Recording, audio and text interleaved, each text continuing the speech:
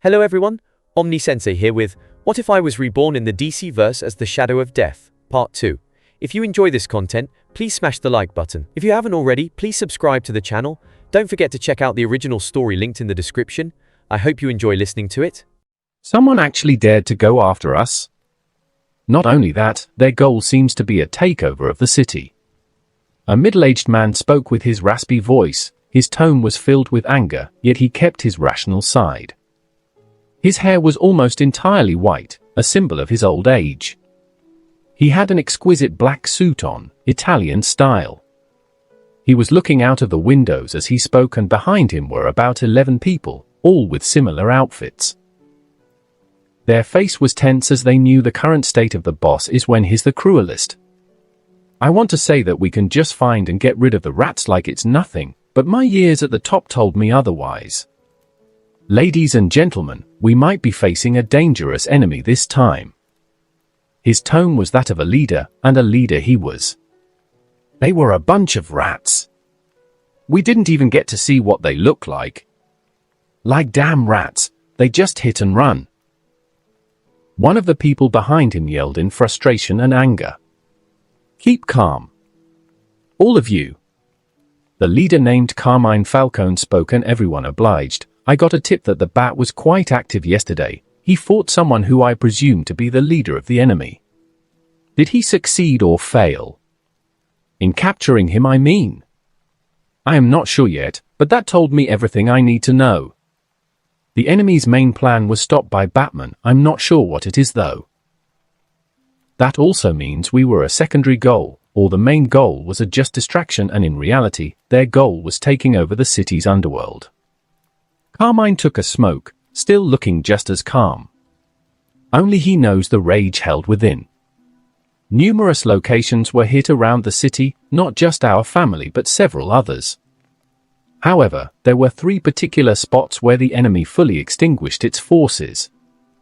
2 of those are ours, and the other is the Sicilians.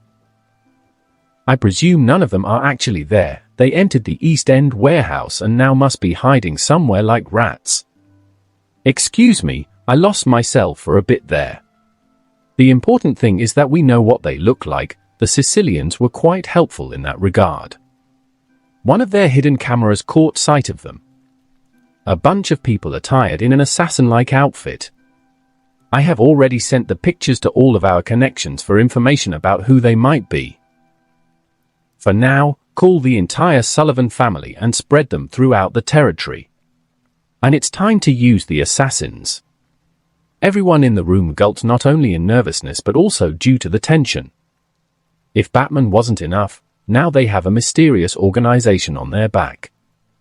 The mysterious organization they will come to know as the Society of Shadows. No matter how much the latter tried to stay under the radar, their involvement in the world made that impossible, and Carmine truly used all of his connections to acquire that information. The Falcone family had after all been maintaining a stranglehold over all of Gotham's crime families. It basically rules most of Gotham and has territory in every part of the city. So while the east end of the city is, in reality, the Sicilians' territory, the Falcones still own a part of it, a small part of which was under the leadership of the dead Frank Falcone. However, it was lost to the homeless of Gotham, and the Falcones had no time to take care of them under the watch of the Bat, especially after learning of the ferociousness of the homeless. You've all worked hard to protect our home, far beyond my expectations. We were all once the residents of the slums. And now we're no more. Ian spoke in the most tranquil of manners, making sure to show his confidence in the tone of his voice. Some may say we stand here because we walk a dark path, but what it is that we can do to rise in such a city. Even Batman walks in the dark, so why shouldn't we? Enough of that. The simple truth of our situation is our greed, our desires. From the thousands of people in our street, I chose only 20, and it took a long time with how high my standards were. I chose you all because I see potential in you. I see that just perhaps you all can control your greed and not let it control you. However, I understand if some of you do not wish to walk this path, so just stand up and walk away like this never happened. Our support will still always be with you. Ian started eyeing them all after he finished. He needs a stronger control over the homeless, and that requires him to delegate control, a pyramid scheme of sorts. A smile surfaced on his face. Perfect. There is a lot to do, especially in the situation Gotham finds itself in. We have an advantage, and we'll make sure of it. What Ian dearly needed are more connections and information. Thus why he started his next sets of plans, ones he used a lot of thought processes for. He had to because he wasn't directly involved in all of them, thus his ability will not be that effective. His underlings will be the ones doing most of the work, therefore he needed to really think about things to minimize the risk of their death, in contrast to his normal thought process where he increases his risk of death to increase the chances of success. Boss! What is the name of the gang? I mean, are we a gang, family, or what? One of the new trusted underlings curiously asked. I don't know. Ralph, any ideas? Ian gave that not a single thought, but he saw why it's necessary. Yeah, I've actually been meaning to bring that up, but I'm not sure if you'll like the name. The Rose Family. Ralph wasn't sure. He thought the name was suitable because he understands that their entire group stands on the shoulders of Ian. He does most of the heavy work. Most importantly, Ian was the one that started it all, and he is the web that holds it all together. At least, that's what Ralph firmly believes. He was the only one who truly saw how much Ian cares about them. He remembers Ian asking them so many times if they want to pull out, and that he'll give them enough money to live for the rest of their lives. That is especially strange because it was Ian who spoke those words, someone who seeks death yet tried to keep them away from death to the best of his ability. Ian, however, knew that there is so much he can do, thus staying away from him is the best choice. Rose. It sounds nice, I guess. Do what you see fit. Ian's last name never meant much to him. His parents both died before he could even speak. Perhaps I can make it mean something here. The circumstances of Gotham have been quite strange for the next 2 months. Many could feel the tension in its streets. The rest felt the tension due to the massive increase in violence. Gunshots and explosions were a weekly occurrence, daily even. That wouldn't have been too strange if not for its massive scale. An ongoing war was happening in the shadows of the city. The heroes of the city knew the most about that. They knew the severity of the situation and knew exactly who is responsible for what was happening. Batman was the most familiar with them because he had faced the Society of Shadows many times before. He fought their leader several times, yet the latter always survived just like he did this time. And war has started between the crime families of Gotham and those who walk in the shadows. A one-sided war. When the Society of Shadows hit, they do so swiftly and brutally. The only ones who have a chance against them were Batman and his crew, and they were somewhat successful. The crime families, not just the Falcons, every crime family suffered a lot. The loss of men wasn't so important to them. What's truly painful is the loss of their weapons, narcotics, and cash. That naturally led to an increase in aggression, unaware of the perpetrator of the heists, or perhaps some were aware, they just chose to keep a blind eye on their actions.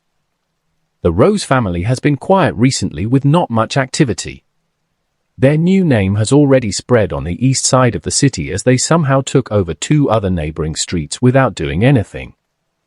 The Sicilian family's eyes were on them because despite the Rose family doing nothing, more and more of the homeless were making their way to Ulster Street, seeking a home and support.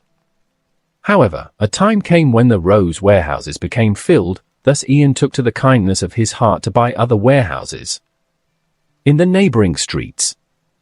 The homeless moved in under the personal overseeing of some of the 20 Rose members, and well, the family was new, and Ian is picky, so there are still only 24 members in it so far. That spread and concentration of the homeless that are under the command of someone led to the silent takeover of the family. Many of the shop owners and residents sought the Rose family's protection, all due to their spot-clean reputation. Friction started to rise between the Rose family and the Sicilians, but the latter had plenty of things to deal with, not only from Batman and his crew but also from the Society of Shadow. The Rose family's income was thus stable just from the territory ownership and protection fees, though its main source of money was always the heists. Ian did most of the work in that regard as his partnership with Selina continued. Their relationship was perhaps a bit more distant, not just due to Selina but also due to Ian. He had to keep a bit of distance from people until he figures out how his power acts when in contact with other people, thus he started to always have gloves on.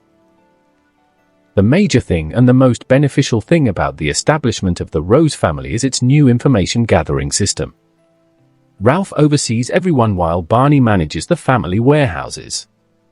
Ian saw it fit to give him that position just due to his pettiness and love of valuable things. Mike was responsible for the protection system, overseeing the income from protection fees and helping in managing the workers, specifically the ones responsible for the protection. Still, Ralph basically manages most of the things. He has more experience, and he is wiser, thus Ian specifically told him to oversee everything. Ian, on the other hand, was just being Ian, planning things, and thinking about the future. Definitely not about amusing ways to die, or at least trying to die. Anyway, regarding the information system. It was something Ian saw as a benefit since long ago. You pass by beggars regularly, yet most often find yourself forgetting that even happened, or your brain simply deletes that information. They're everywhere, they can be everywhere, and they're the least suspicious people on the planet. That's the life of a beggar. Wouldn't a system of information gathering built on that be as good as it can get with the provided circumstances? Well?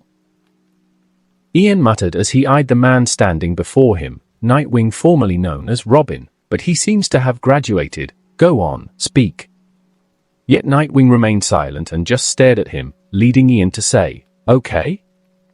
This is getting weird. I'm not interested.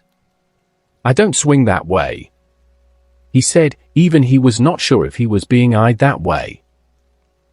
Nightwing tried to keep his face just as emotionless, but Ian could clearly see it twitching even from miles away. It seems that I came to a conclusion too fast. If not that, could it be that you're trying to scare me? He wondered before adding, "Forgive my bluntness, but you're nowhere near as intimidating as you think you are, though I could guess why some would be afraid of you." "I guess?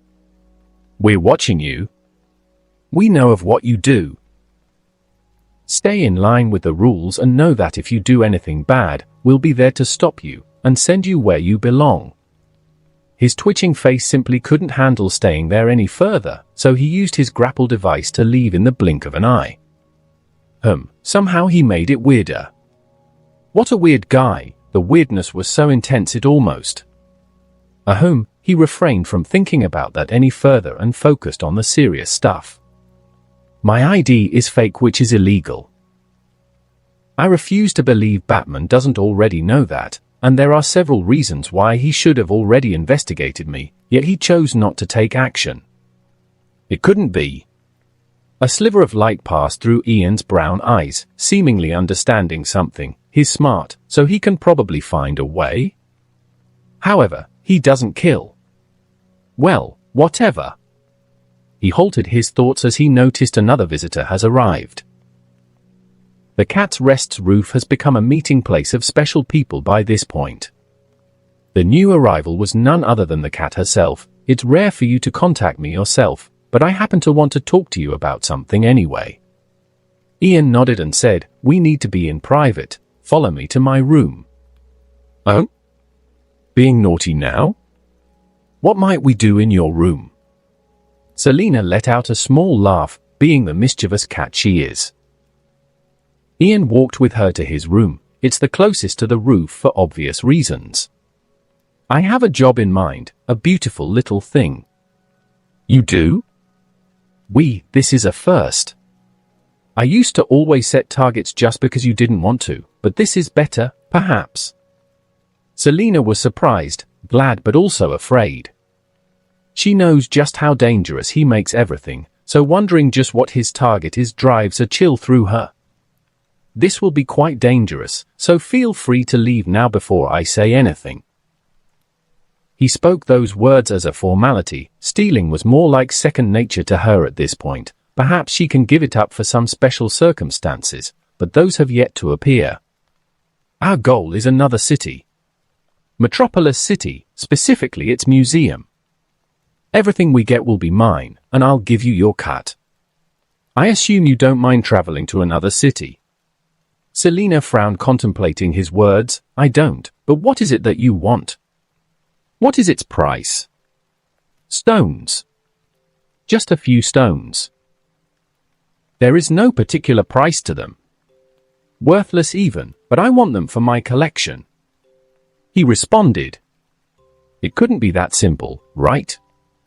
Selina believed none of it. His eyes must have caught something valuable, else why would he go through the trouble?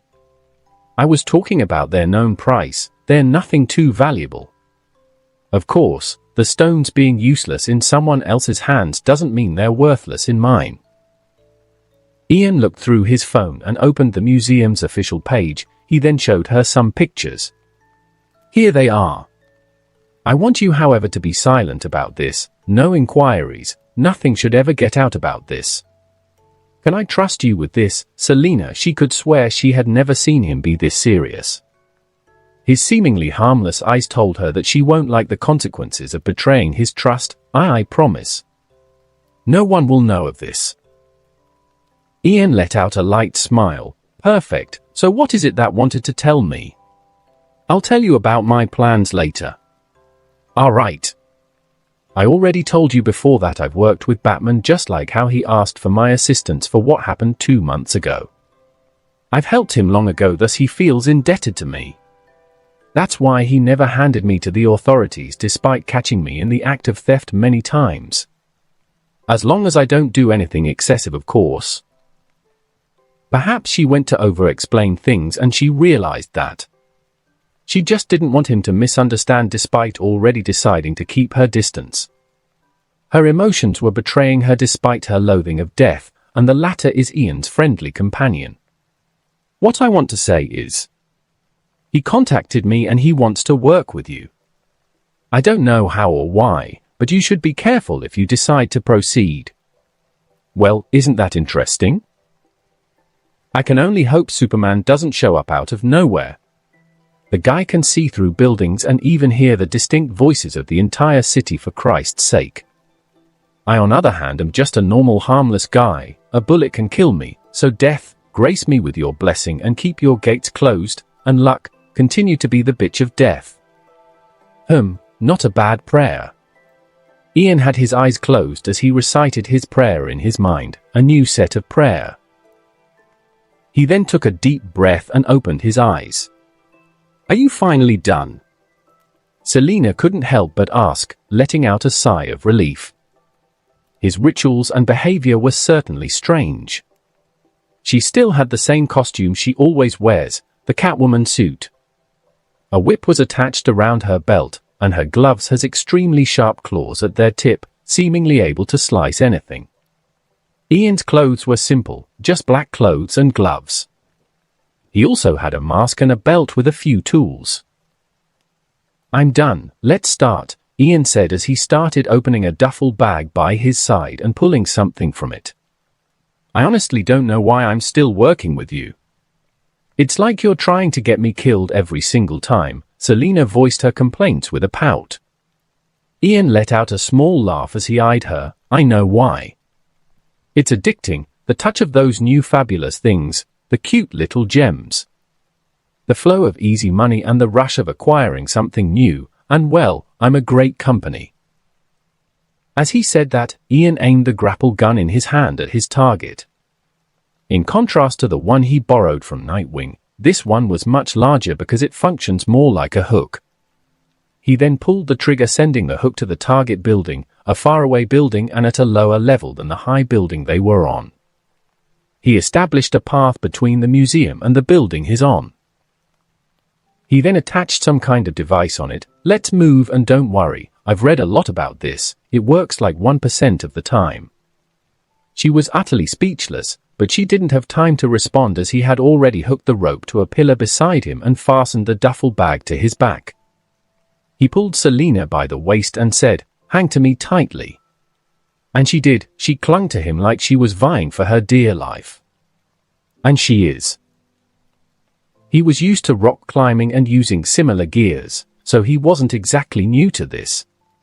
He just tied the ropes of the device to himself and started sliding into his destination.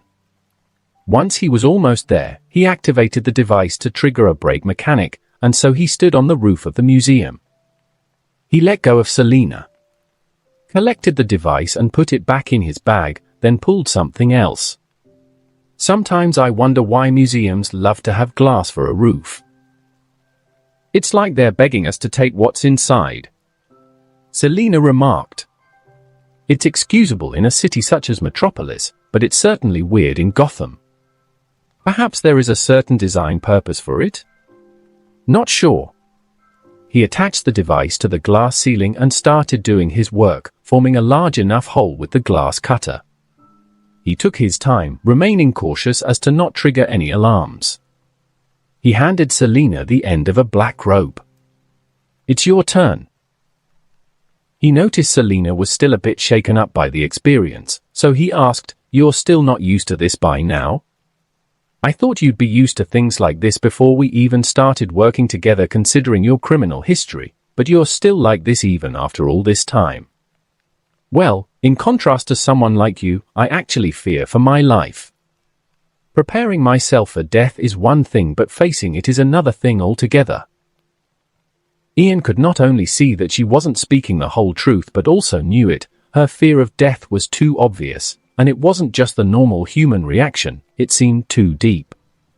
Selena avoided eye contact with him and just took the rope. She then attached it to her belt. "Let's get to work. I swear if you pull some kind of prank, I'll kill you. Don't let me go. Please?" Her tone went from a threatening one to a soft begging one after seeing his actions. That confused him because he just glanced at her and shrugged his shoulders. Why would she assume he's planning something just by that? He would never ever do such a thing. Right? Selena put on a night visor, held onto the rope, and jumped down into the museum. Ian slowly let go of the rope, part by part, until she almost reached the ground. They both had radios in their possession, so they could communicate. Ian couldn't see the insides of the museum clearly due to the darkness, so he just listened and waited for her word. Everything was already planned for him to drop her in the location closest to the stones, but she couldn't touch the ground. While the security in this museum is quite lax in comparison to Gotham, that doesn't mean it's gonna be easy. At night, the museum ground becomes a sensitivity sensor. Anything touching it will alert the authorities and perhaps some of the heroes. His chances of getting away thus become zero. Ian started the next phase of the plan, which is simply shaking the rope left and right while Selena also did the same, allowing her to reach her goal. Her legs were clutching tightly to the rope while she was upside down, making her reach much larger. To her left and right were two open cases with a few stones in them. Indeed, very few cases in the museum were closed with anti-bullet glass, and the same was for the paintings within. Selena used her superhuman nimbleness to reach out and take the stones, one by one, until she emptied both cases. "I acquired them all," she told Ian through the radio. "Can you reach the other things, or specifically the thing? Use your cat powers or something." Despite Ian once telling Mike to control his greed, he himself doesn't always adhere to that rule. He isn't as mature as most people think him to be. Of course, if we set aside the fact they were his main goals, the magical stones were also his goal, but he desired those things much more, and he won't leave until he gets them. "I don't have any cat powers, but sure, I'll give it a try." A smile surfaced on Selena, somewhat enjoying this, start shaking the rope in a circle. And Ian did, using all the strength in his hands after saying, "Be careful with them, all right? I'll try my best, but lower your expectations to about 1% success rate." Her tone was that of a mischievous cat, trying to get back at him. Her answer made Ian's face twitch this time. He never felt so tense and nervous. I'm actually so nervous I might let the rope slip. I'm not even joking. He wasn't. I was just joking. Selina somewhat believed him, as she should. Then she got to work and acquired the seemingly useless pieces of paper in the case. I was just joking. Selina somewhat believed him, as she should. Then she got to work and acquired the seemingly useless pieces of paper in the case. The movement of the rope allowed her to reach the pillar to which the case is attached. She clutched to it with 2 of her fingers and started her work. Her claws were that of a cat, small but sharp. Somehow they were able to cut through the 3-inch anti-bullet glass. The luxury of having connections is acquiring things such as these.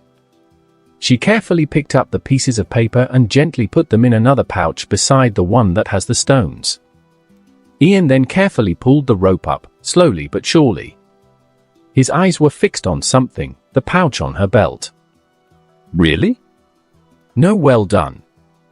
Selina complained in annoyance. Oh? I didn't know you have a praise fetish. I can certainly accommodate that. Ian casually spoke as he took the pouch right off her belt. Selina tried to suppress her anger to the best of her ability. She couldn't. Childish, you're almost in your 30s yet you still behave like this. Ian eyed her strangely. Was that supposed to be a roast? I like acting childish sometimes, it's fine, but when I need to act mature, I do.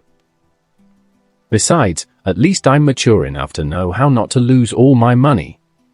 Selina was speechless, and she had nothing to say to that. It all seemed like a curse to her. Wealth never stays long with her. It just fades away in the blink of an eye. Ian attached the duffel bag to his back after putting everything in it. He then pulled Selina into his embrace. Let's move, I'd feel like shit if I lost it. Selina just shook her head. That's what you're worried about? She then closed her eyes and rested her head on his chest. Well, there is nothing right to worry about. The rope connected with the museum, and the other building was still there. He brought the end closest to him and tied it to his belt. I'm not much of a mathematician, but I calculated this, and I'm 100% sure that this will lead to our death, so you have nothing to worry about. He gave her no chance to respond as he clutched tightly to the rope and jumped off the building. It was way past midnight, and it was fairly dark even amidst the street lights. Very few people were outside. Vehicles could be seen from time to time, and with their dark outfits, they blended perfectly with darkness. Ian cared not for what was beneath.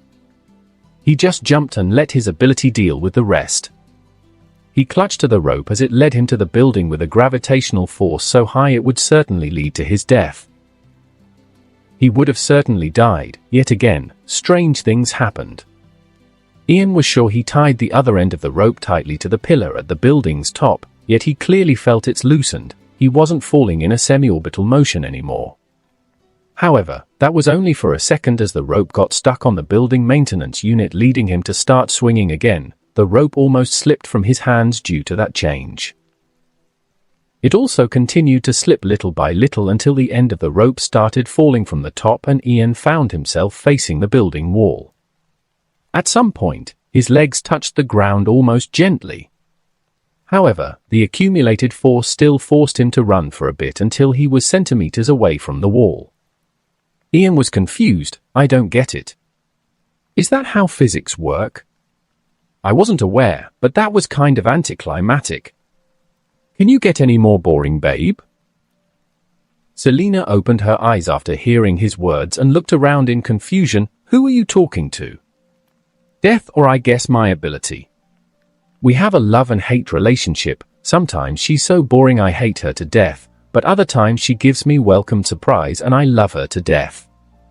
He spoke in an almost poetic tone. Amusement was apparent on his face, seemingly in remembrance of beautiful memories. Selina's mouth opened and closed several times. She tried to speak but nothing came out until she got her bearing back. I was just wondering if you're actually insane, but you really are. Ian raised his brows at her, then just shook his head. Sure, whatever you say. He then put the rope that fell right beside him in his duffel bag. Anyway, let's head back. They avoided the security cameras on the way and arrived at the hotel.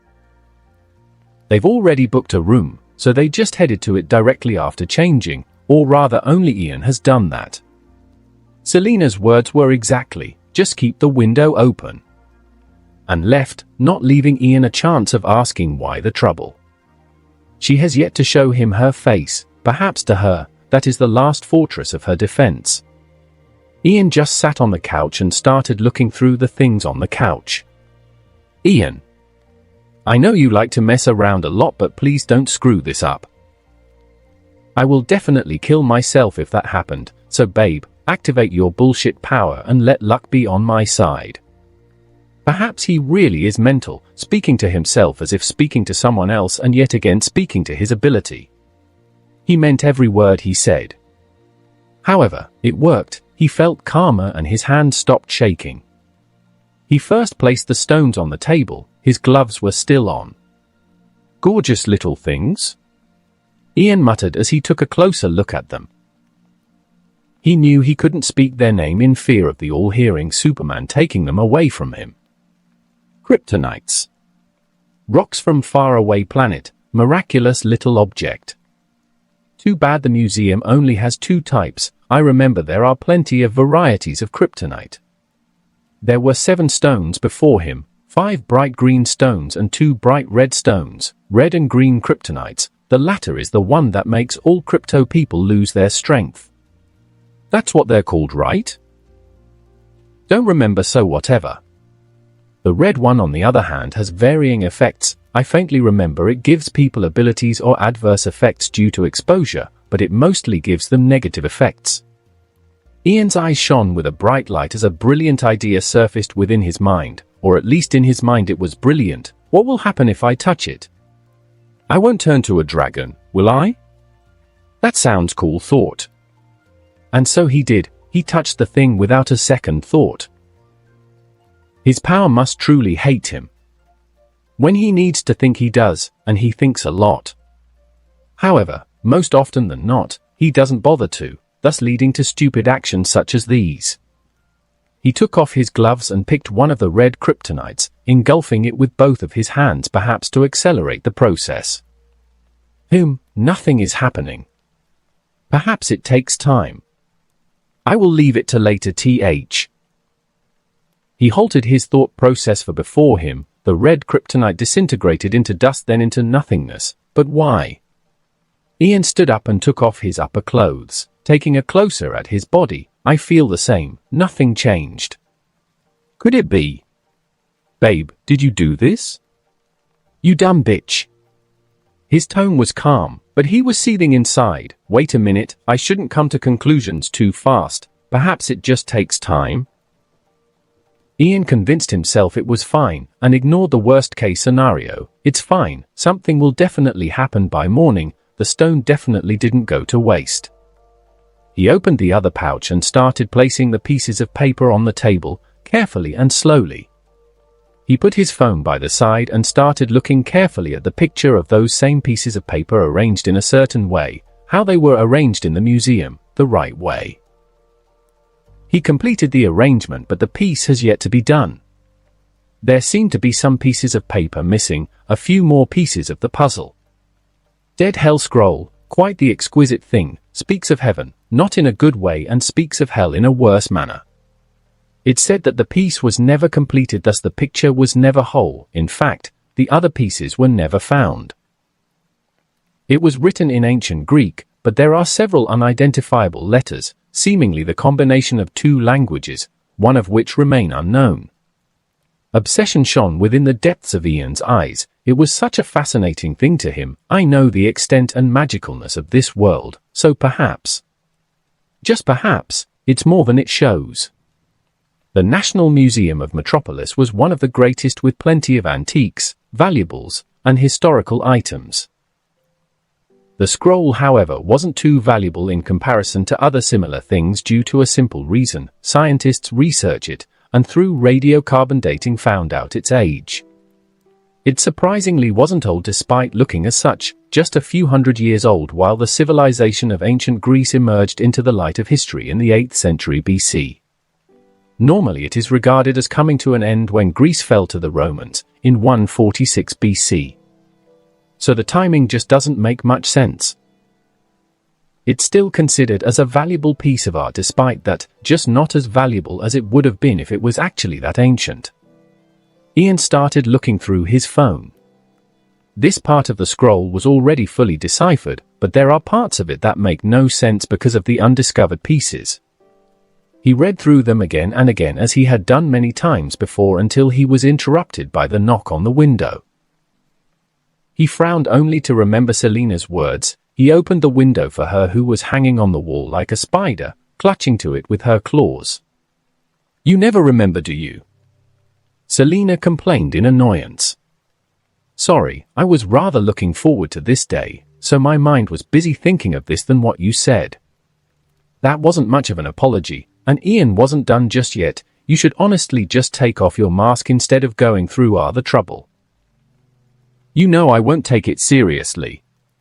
Selina frowned and just watched him run back to the table and go back to his work, his attention focused solely on those pieces of paper. "But I will take it seriously. That's the problem," she murmured under her breath. Her voice was so low he would have been barely able to hear her if he was next to her, let alone now. She made her way to her room and took off her suit before going to sleep. Never in her mind had she doubted he would try to peek on her face, and he didn't. If she wishes to keep her face hidden so much, then who is he to deny her that? Perhaps he would have if not for the limitations he put on himself in fear of the side effects of his power.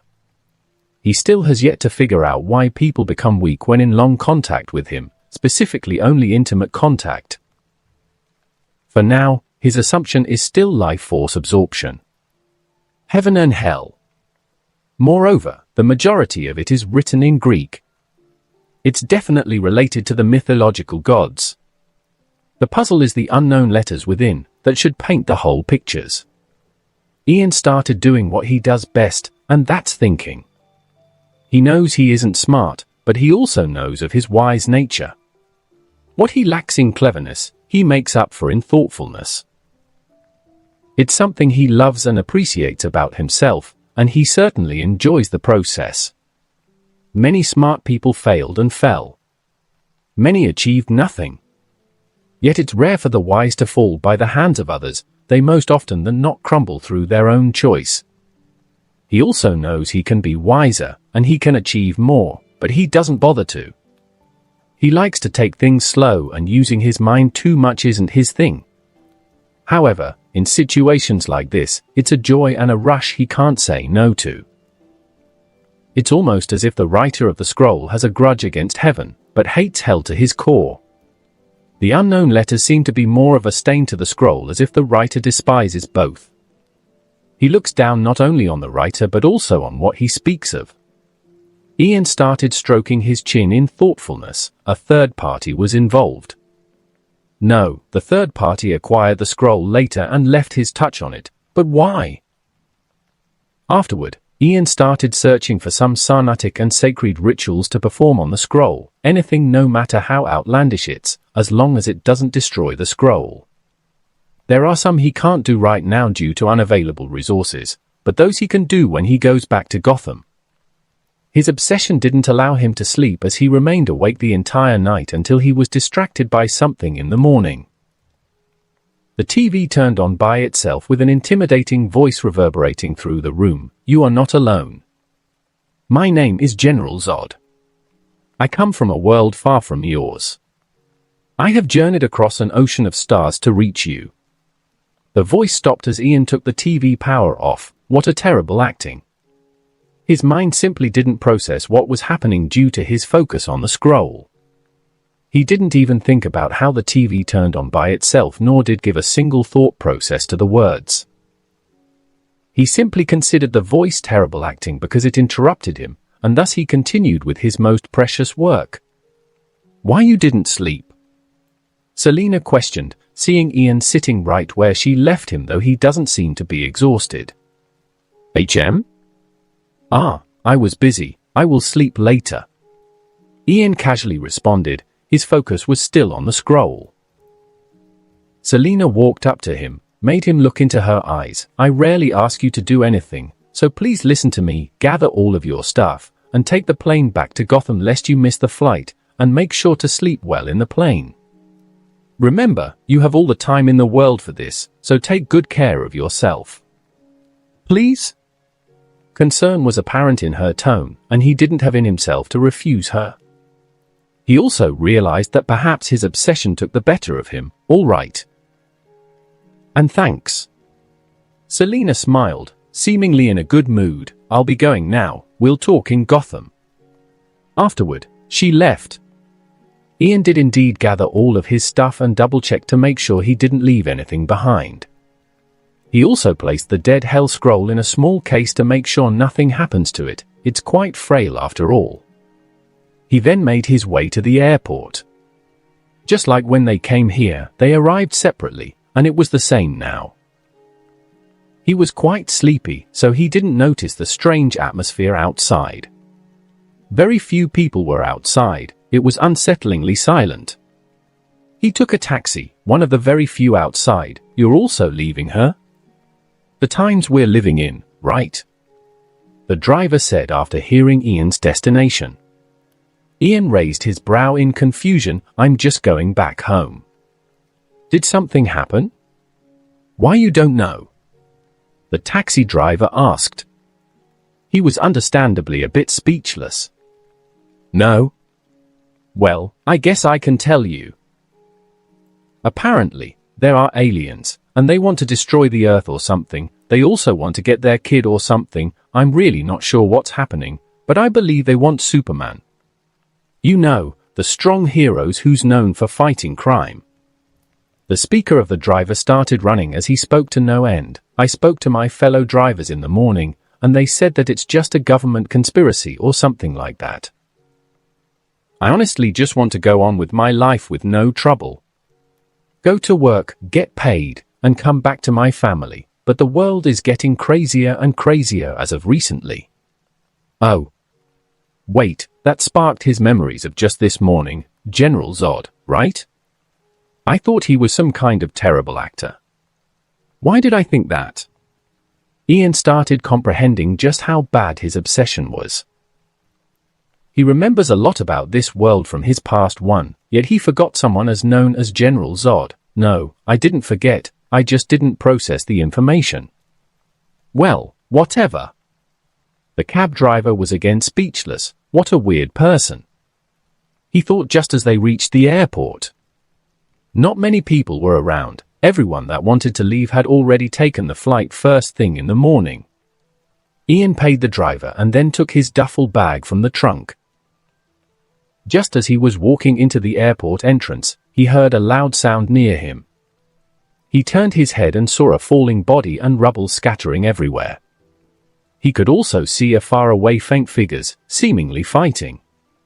He ignored those and focused on the figure that has fallen close to him, and another object right by his side. Ian crouched and picked up the dagger, an exquisite dagger. Cold to the touch with complex engravings all over it. He then started walking towards the person, a woman with dark hair clouded in heavy dark armor. She seemed to be dizzy as Ian crouched next to her, ignored the screams and panic of everyone around. People fleet without looking back. Are you okay? Ian questioned, seemingly worried about her health. The woman faintly eyed him as if looking at an insect as she started to get her bearing back. Give it back and get away from me. She spoke, talking about the dagger. She even thought about killing him right there and then, just out of annoyance. It's quite the fabulous artifact. I'd really like to add it to my collection. How about leaving it me for memory's sake? You have that huge sword anyway, so it doesn't matter. Ian started mumbling non-stop, preaching to her about generosity despite knowing of her being an alien. Shut up. She had none of it as she bellowed and got ready to punch him to oblivion. However, she found herself stumbling and falling to her knees, powerless. What's happening? Could it be? She lifted her face, staring at Ian with trepidation as he pulled something out of his bag, a small piece of green kryptonite. Phew, I almost died, but you seem to be generous enough, so don't mind me. He spoke as he placed the kryptonite just a few steps away from her. He then approached her and took her sword as she shouted in anger, "Don't you dare! Do you think it's this easy? I will find you, and I will make you suffer." Ian smiled at her. "Don't worry about it. Everything is going to be fine. Now let me see what else you have on you." His shamelessness was reaching new height as took some kind of necklace from her. He then put everything in the bag and barely managed to squeeze part of the sword inside. "I'll unfortunately have to sacrifice this, but I'm at least giving you a chance." He was speaking about the kryptonite that was making her weaker and weaker by the second to the point she could barely move her muscles by this point, yet he didn't think that was enough. "Let me move it just a bit more away. Surely you will be able to crawl your way to it." She was fuming like never before. General Zod's wife and a being capable of destroying mountains has never in her life thought of experiencing such a level of humiliation. Ian walked back to the cab under the dumbfounded taxi driver's eyes. "I changed my mind. How about driving me to another place? I will pay you double. You'll be kind enough to do that, wouldn't you?" His tones and words were almost too menacing for the driver to bear, and thus Ian got what he wanted. He acquired himself a car through unnatural means and drove to Gotham instead of taking a plane. He knows that perhaps a camera has caught what he has done, thus he has to keep a low profile. Luckily, his identity is forged, and the government doesn't have his picture and ID, so all they'll find with the footage is an unknown face. However, Ian knows that it's only a matter of time before his traces lead them to Gotham. He was not only an absolute menace to society but also to the new arrivals, the Kryptonians. Luckily, they were stopped by Superman. However, Ian's action still attracted the attention of a few individuals. Whether good or bad attention, only time will tell. It took 3 months to complete, and I spent basically all the money I can spend on it. It houses my babies after all. Ian spoke as he opened the door to the room. Not just any room and no just any door. The security of the small compartment almost rivals those of bank vaults. The door not only requires a code but also facial recognition and fingerprints. The metallic chamber lies deep beneath Cat's Rest, and only Ian can access it if we exclude the gods and superpowers that can shred reality. Even the D-Diamond? Selina asked. Her tone was that of confusion. Everything, but that doesn't say a lot considering there are only a few things within. My collection is still a bit empty due to my high requirements. Now that Ian thought about it, he realized that his requirements got much higher since his arrival here. He had to up his game in a world as magical as this, otherwise, the chamber would have already been filled up with useless stuff. Yet I'm here. Why? Do you really trust me that much? I am after all a criminal, and who's to say I wasn't just deceiving you all along? Selina couldn't hold back her curiosity and asked several questions. I just don't care. If it happens, it happens. It's not the end of the world. I will retrieve all of my things no matter what, so I think taking anything from me is a bad idea. He spoke casually as his eyes brightened at the sight of what lies within the room. The Kryptonian sword, dagger, and pendant were all at the side. Several pieces of small diamonds exquisitely positioned next to each other. Their queen was placed in a higher position, the Russifer diamond. Not far from them were all the kryptonites he acquired. Yet strangely none of those were at the center of the room. The guest of honor of the chamber was a scroll, or more like several old pieces of paper forming a scroll. Where did you get those? And what are they? Selina asked about the Kryptonian sword and dagger after staring at the diamond for a few seconds. Alien technology. I accidentally acquired it back in Metropolis after you left. You did hear about the aliens that were looking for Superman, right? Speechlessness was an understatement when speaking of Selina's state of mind. She just had to ask, aren't you telling me too much? Even if you don't care, aren't you being naive here? I hope you aren't telling just about anyone this. Despite the strictness of her tone, it was apparent that she was just looking out for him. Having such a thing will certainly lead to some unforeseen negative consequences if known.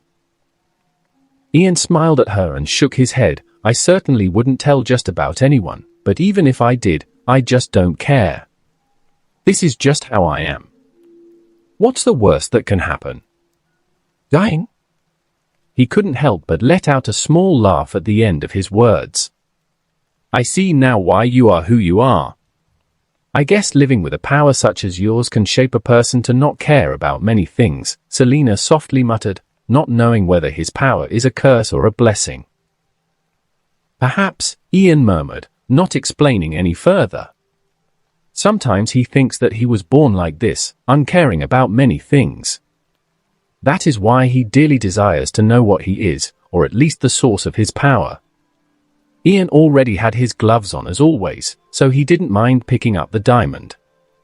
The golden rule of diamond handling is to never let it touch the skin lest it loses its sparkle. Don't worry about me, I am just like any other human being. There are things I care about, just not as much as everybody else, and I care not for death. That's all. He of course noticed the concern and perhaps sympathetic glances of Selina, but he needed none of that. He might hate his power sometimes, but never once had he considered it anything but a blessing. It's the sun brightening his every day just like the sparkling of the diamond before him, beautiful little things, isn't it? Selina decided to let go of the subject after his words. She understood that perhaps she didn't understand him as much as she thought. She smiled as she approached him. It is. Could it be this is my reward for our latest job? Would you be so generous? She was just being the mischievous cat she is and didn't actually expect anything, so imagine her bafflement when Ian took her hand and placed the diamond in it. It's yours.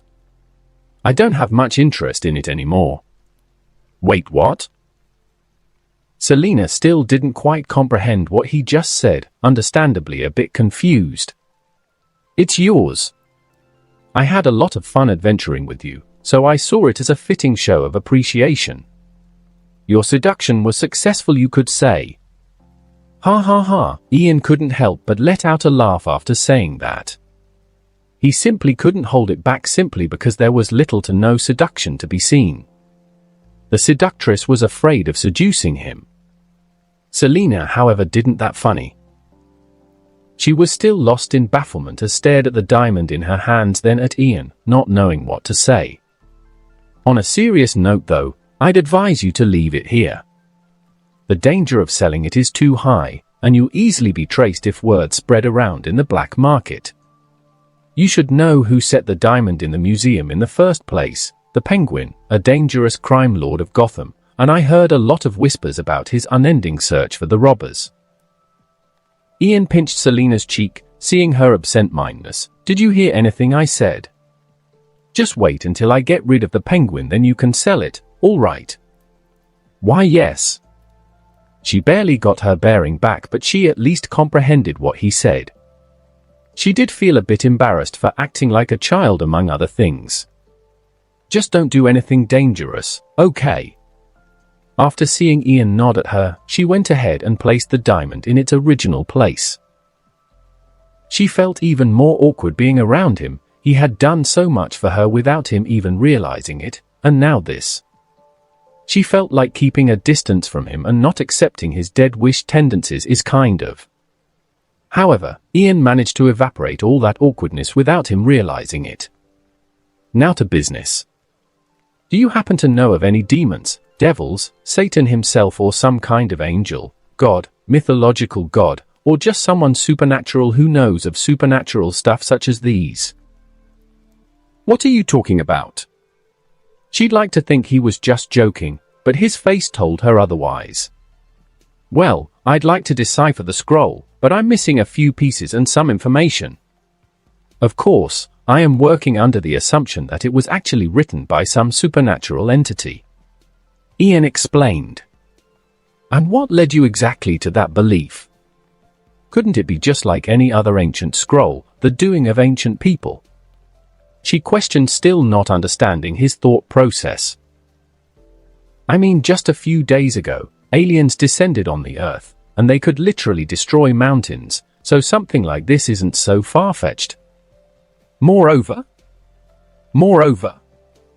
his manner of speech somehow gave birth to anticipation in her. Moreover, I just got a feeling. Ian eloquently answered. That's it. I mean, that's usually good enough for me, and don't mind that. Just tell me if you know anything regarding that. Unfortunately, I know nothing of such things. But Batman might know. He had been in the city for a long time fighting against crime, and he might something about that. I told you before that he required your assistance in something. Perhaps you can ask him about that then? As a price for helping him. And thus the cooperation between two strange people started. One could even say two insane individuals, just one crazier than the other. Ian put a black sweater on, followed by black pants and a pale brown coat going well with his brown eyes. He already had gloves on as usual. He then put on a belt and made sure it was as tight as possible before putting a few guns on, hidden under his coat. He walked down to the coffee, noticing quite a lot of people around.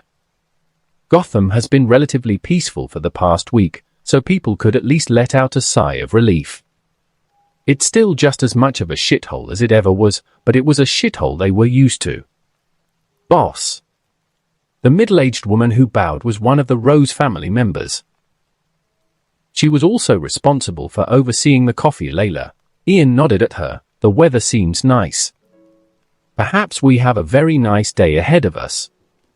I'm sure we do. Anything I can do? She gently spoke. She is a simple woman who had to scavenge for herself her entire life. The life of homelessness was certainly cruel to her, yet she prevailed.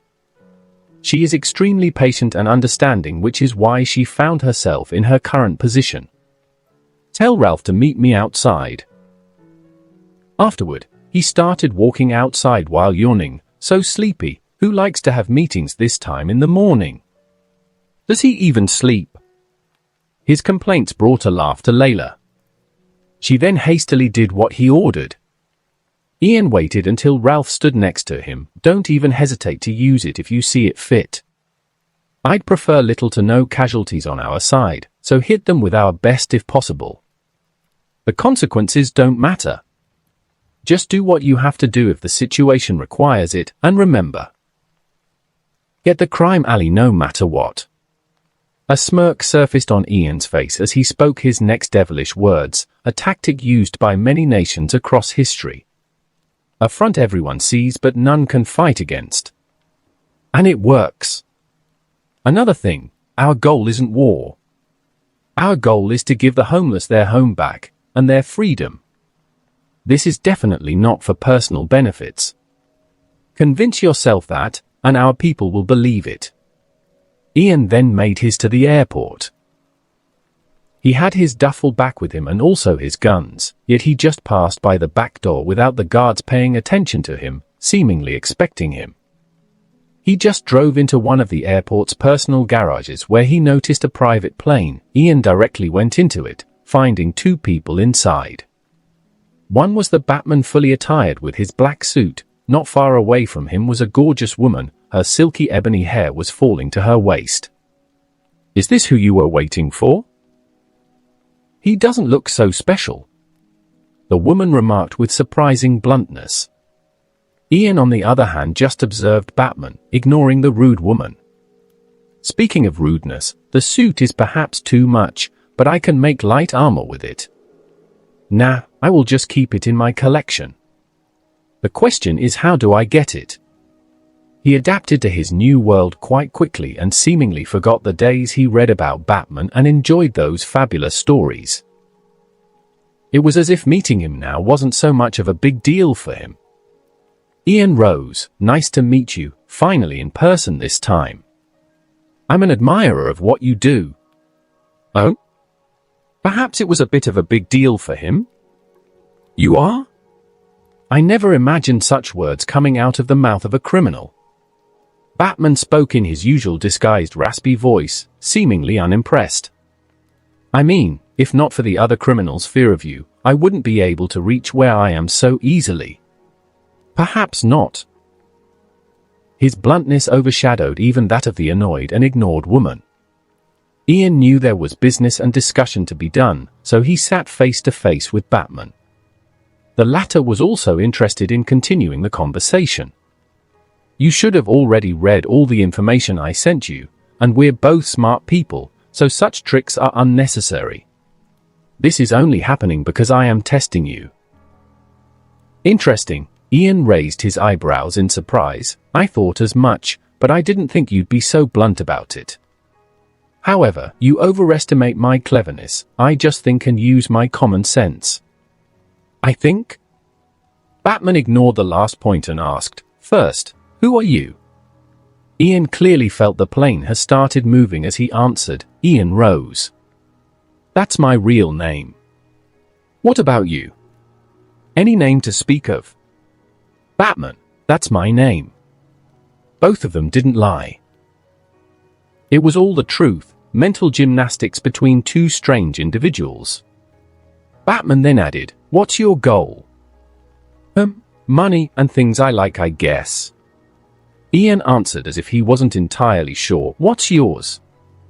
Fight against crime. Ian's eye showed seriousness for a second as he asked, Do you think you can succeed? You've been doing the same thing for years. You've brought down several crime families and brought terror upon the criminals, yet Gotham is still as it ever was. In fact, it's just getting worse. Whatever expression was on the Bat's face, Ian saw none of it. Perhaps the mask was there for a reason other than hiding his identity. The Bat remained silent for quite a while. No matter how long it will take, I will succeed, someday. Slowly but surely, I will leave my trace on the city. Ian started stroking his chin, not quite understanding the last part. In what way are you actually testing me? Just understanding your character. You're talented in what you do. You do bad things but mostly good things, mainly for selfish reasons. I don't know how far you'll go for those selfish reasons. Batman was surprisingly honest and blunt. Something Ian didn't expect. This is Batman, after all, one of the most secretive heroes of all time. I see. Ian muttered under his breath before answering, I've never killed anyone, not yet at least. I don't do drugs, never will, not will I ever participate in a business related to narcotics. I have established my family, and I'd like it to work on the basis of respect and fear respectively. I feel like that's the optimal way for a criminal family to work, so I am therefore bound by those rules. Ian also appeared to be honest. They both did, but only they understand the massive dosage of mental gymnastics they're dealing with right now. I believe I understand what you're getting at, and why you turned a blind eye to my actions lately. Ian ended his speech with that. Of course, he understands that Batman has only figured out a small percentage of what he did, else he wouldn't simply let him go. We'll talk about that when we come back, Batman spoke, finding the conversation overall pleasant, which means in his mind that he should elevate the danger of the man before him a few more degrees. There was a long silence afterward. Ian seemed to hesitate for a few seconds to say something while Batman was waiting patiently. At last, he said, I am curious, you can just ignore my question if you wish. Are you gonna remain like that the entire trip? Like what? Batman was understandably confused. Ian was the one confused this time, as he thought what he said is understandable and is a matter of common sense. The suit. You're going to remain wearing it the entire way? Is it actually comfortable? And then there was silence. Batman seemed to be speechless. He just shook his head and stood up and walked to one of the private rooms. It was an exquisite and incredibly expensive plane. Ha ha ha, I was wrong. You're special, aren't you? Perhaps that little laugh was enough to get rid of the woman's annoyance. I guess. Ian turned his attention to her. She's certainly beautiful, but he could faintly see this snaky aura around her. almost as if she's bad news. Ian wasn't able to remember the last time that stopped him from doing what he wishes. In fact, bad news was the sweet candy of his day. Ian wasn't able to remember the last time that stopped him from doing what he wishes. In fact, bad news was the sweet candy of his day. And who might you be? Oh, excuse my rudeness, I am Talia, an associate of Batman. She responded with a smile. How do you like the private jet? Oh, it's yours? Ian of course understood their little scheme, but he chose to go along with it. He wouldn't want them to know he already knows who Batman actually is. Are perhaps funding him? I always wondered how Batman gets his resources, especially that cool black car. Talia nodded. You needn't know of why, but I am indeed funding him. The Bat wouldn't have been successful without a force supporting him. Fighting crime is certainly not easy. Lovers? You don't have to answer, just excuse my rudeness if I'm being too personal. Ian asked in a strangely pleasing manner. Maybe, it depends. Her answer was quite vague, not that Ian expected an answer in the first place. So how about gifting me a similar car, you know, as a show of appreciation, or I guess a gift of our first meeting? Ian finally got to the main point. His expression was just as stale. The shamelessness of his words. His learning from Barney. Talia's face almost twitched in speechlessness, realizing just how special he was. Let's say I do that. I give you the gift under the occasion of our first meeting. What gift can you give me that can satisfy my taste? Ian raised his eyebrow at that. Right, that's how it works. Anyway, it's quite early and I am still sleepy, so I will take a nap until we reach our destination. The shamelessness is... The flight took a relatively long time, about 10 hours. Not that long of a time for a flight to Egypt, so Ian had plenty of time to sleep and discuss a few other things with Batman, and that includes their plan. It's hot, I really didn't think this through, did I? Ian complained and took off his coat just as they exited the jet.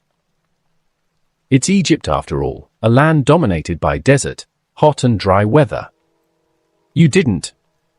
Talia couldn't help but laugh. He was kind of amusing and she let out an even louder laugh once she noticed Ian eyeing Batman with glances of pity. The tight black suit must be a hellish prison for him. Stop acting like children, especially you, Talia. Batman was in his full Batman persona, thus he wasn't interested in jokes. An off-road car was already waiting for them in the seemingly abandoned airport, and now one was around.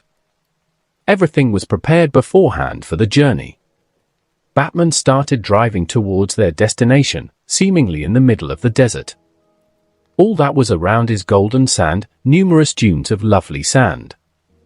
I forgot to ask you, but what exactly is your specialty? How are you gonna help in this fight?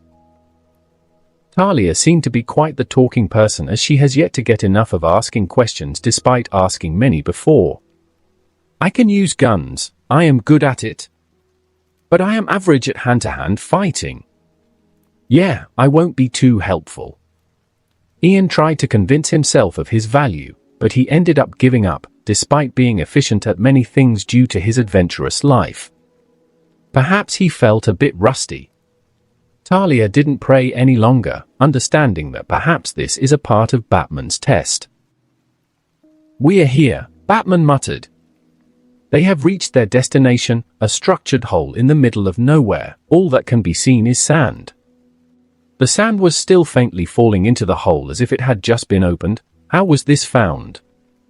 In the middle of nowhere at that, and it seemed to have been buried by sand. Ian questioned. Well, our target found a map, or more like two maps allowing him to decipher the location. Talia vaguely answered. Let's move, and be alert. Tread carefully, the way must be filled with traps, so follow me closely. Batman warned. The hole wasn't deep. They just had to jump into a large rocky step leading to downward stairs. They walked carefully for a long time, The stairs were seemingly infinite, going way too deep. The area was dark, but Batman was ready for that. He had a source of light. The stairs led to a dark hallway which also led to several pathways. Splitting up is a bad idea, so let's look through the pathways one by one until we found our target. Batman spoke and Talia agreed. However, the ancient tomb didn't seem to like that option. They triggered a lot of traps along the way, but Batman pretty much took care or avoided them all. He was the one leading the group, and he was keeping a fair distance from Ian and Talia. It wasn't long before he triggered a trap that did something he didn't expect, or he couldn't react to, and save them both. The ground beneath them crumbled almost instantly, as if the foundation keeping it together ceased to exist. The last thing Ian saw before falling down into darkness was Batman jumping as fast as he could, catching Talia before using some kind of device to clutch to the wall. He did try some kind of device to perhaps save Ian, but it was too late. The man has fallen to what appears to be his death. Or not. Freaking hell! Ian shouted as he climbed himself out of the water. A large pool of water was behind him, deep enough to save him from the fall. The fall, however, was long enough to hurt his legs a tiny bit. The collusion at least wasn't enough to knock him unconscious. His strange ability did the rest, as strangely he didn't fall on the massive stone bricks in the pool, nor did the rubble fall on him. Phew, at least it isn't so hot now, Ian muttered to himself. Thank God my phone is waterproof. The only reason he was able to leave the waterhole is that he used his phone as a light source, and he used it again to observe his surroundings. The phone flashlight provided him with all the light he needs to see extensively. Is this perhaps an ancient shower room? The waterhole is the bathtub? Ian was confused by the structure and how he ended up here, so he just shrugged his shoulders and made his way to the only gate in the room. Egyptian symbols all over the place, quite the fancy place. He was always into collecting stuff, and he loved strange and ancient things, thus he learned a bit of ancient Egyptian history among other things. What he found after the gate was an exquisite but old hallway with several rooms to the side. Is this what they call a blessing in disguise? Ian thought, with anticipation apparent on his face. He started carefully looking through every room, one by one, finding most of them empty with only a bunch of gibberish in them. However, there was one room that is different, the only chamber that had a wooden bed in it. Among other things, what the actual hell? Scattered throughout the room were what seemed to be the remains of the dead, ugly old hair and old dry flesh or skin, yet there were no signs of worms and bones anywhere in the room. I smell like nothing? Just old things. Ian noted. The smell, supposed to be overwhelming around the dead, was nowhere to be seen or smelt. Ian cautiously walked inside, careful not to step on any of the dead flesh. He observed the room and naturally picked up the most conspicuous item in the room, a tablet. He picked up the stone tablet and observed it closely, and softly, lest it breaks down. Its frailness and ancientness were apparent. Old Egyptian? This? Ian's hand almost trembled at the thought, but he forced himself to calm down. The tablet was more like a stone painting, the painting of a young beautiful lady and two devilish tigers around her. It wasn't exactly as detailed as modern art, but its value could reach millions if not tens, depending on its age, and several other details. Thankfully, Ian brought with him a small bag just in case. He couldn't bring the duffel bag for the inconvenience, but the back bag was perfect for this. He carefully covered the tablet with a soft cloth before placing it in his bag. He then took a deep breath, looked around a little more but found nothing else, and only then did he continue his journey through the hall. If my memory serves me right, she is some kind of demonic entity. The dead flesh and hair in the room is a clue to prove that. She should at least know something about it. Ian brought out his dagger, the Kryptonian dagger.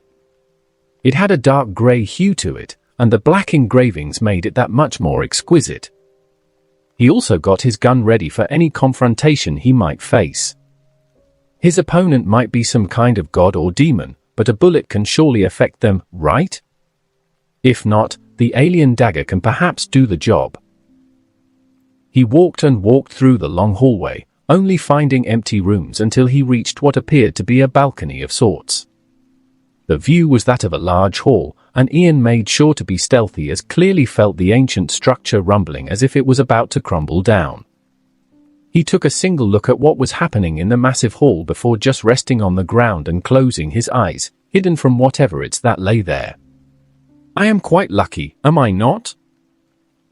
I've been born with such a blessing, and while it might have messed my mind, it also made me who I am and allowed my life to be as bright and exciting as it is. He placed his right hand on his chest, seemingly in prayer. I've never been interested in why it works as it does since I know it's still something far out of my understanding, but for God's sake, be a bit consistent, you bitch. You got me used to never getting hurt in the last few months, yet here we are. I was fine with broken bones before because it was the norm, so now I expect the norm to be something else. Please, babe. He hoped his honest prayer was answered as he just rested there, waiting for the confrontation beneath to end and for an opportunity to surface.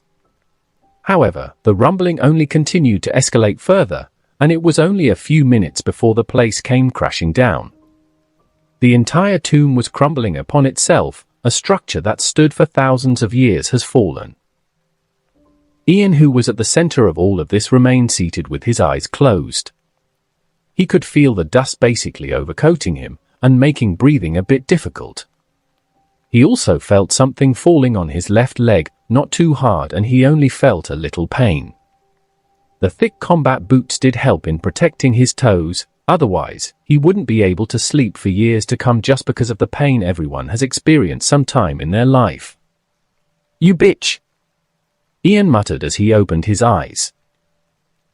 He noticed the thing on his leg was but a small piece of rubble. He took it off and started looking around, barely finding a hole to climb out through. I really didn't think this through, did I? However, he was able to climb through the rubbles to his destination. He made sure to remember the direction, and the area around his target was relatively empty. The most conspicuous thing in it was a massive statue that has fallen onto what looks like a pit with a dark green liquid. Ian could faintly see that it has fallen on something. What looks like a body, an ancient body. He could see its skin, which seems to be stuck on its bones, pale dead skin. The body barely had any clothing on to hide its dreadful appearance. That wasn't just it, there were many similar bodies, all were dry as if their life was sucked right out of them. Corpses were scattered everywhere, but that one was special. Ian calmly approached the body after a little reconnaissance of his surroundings. His dagger was still in his hand, ready to act at any moment. However, the body was lifeless and motionless despite his presence there, and he knows exactly who the body belongs to. Fortunately, I got used to wearing gloves all the time, Ian muttered without stepping into the pit. He happened to know what the dark green liquid in it was, or the pit in general, Lazarus Pit. A mysterious fluid-filled pit with some miraculous effects. Notably, the pits would regenerate and even revive the dying and kill the healthy, though with some side effects, most famously bouts of insanity. Ian remembered that, so it was only natural he would take off one of his gloves and put his hand in the liquid to see what would happen. I'm healthy, so will it kill me? He either has blind trust in his ability, or he has no regard for his life. However, nothing happened. The liquid seemed to be boiling with bubbles spurting everywhere, yet it felt cold but heavy. Ian frowned. He was even more sure about a theory of his about his power. You win some, you lose some, I guess. He put the gloves back on and approached the body. He stretched his hand to what appeared to be the head and gently lifted it, finding himself faced with black abyssal eyes, staring at the depths of his soul. Do what? I say? Help me out. And she spoke. The rest of her body must have been completely destroyed by the stature, yet here she is still alive. Not only that, her skin was clutched to her bones as if she has no flesh or blood. She shouldn't be alive in the first place. Such a fascinating thing. No matter how disgusting you are, you represent the extent and magicalness of the world, the expansion of my horizon. Ian murmured, ignoring her plea, and then he noticed something. Ew, still disgusting though, he remarked, feeling her skin slipping out of her head in the area he's holding. I'll have to throw away my gloves. The lady seemed as she hissed and spoke with some unknown language. As time passed, however, she realized that whatever she was doing wasn't working. Ian realized that as well. He smiled at her as he brought his phone up to her bewildered face, showing her a picture of an old scroll, a seemingly incomplete scroll with a few pieces missing. Now be a dear and tell me what these words mean. Trigon? Say what now? Her face was that of horror and fear, one that soon turned into anger. Her rage blinded her as she screamed and hissed, "You're one of his dogs. I will kill you." However, try as she might, she couldn't lift her hand, for they were destroyed. She was struck, unable to move despite her overwhelming desire to. Someone once worshipped as a god was in such a state. The answer is quite simple: you're no god. Her. A demon? A devil? Or perhaps a human cursed by Trigon? However, a smile surfaced on Ian's face, one that soon turned to laughter, loud laughter of elation, happiness, and excitement. I might not be giving myself enough credit. I was smart enough to detect the peculiarity of the scroll. Nah, it was probably just luck. He didn't let happiness blind him, and got his usual self back. He then looked at the demon before him and whispered, "You see, I have an interest in the scroll and would appreciate it if you tell me what these words mean." Her fury, however, only got stronger as she trashed around to the best of her ability. Ian frowned before adding, "By the way, I don't work for Trigon, else I wouldn't be asking you about this, so speak." However, she got even more worked up as she bellowed, "Lair! You demons are all liars. Why don't you just die? I Thothkepra am the master of life and death, yet again. This is happening again."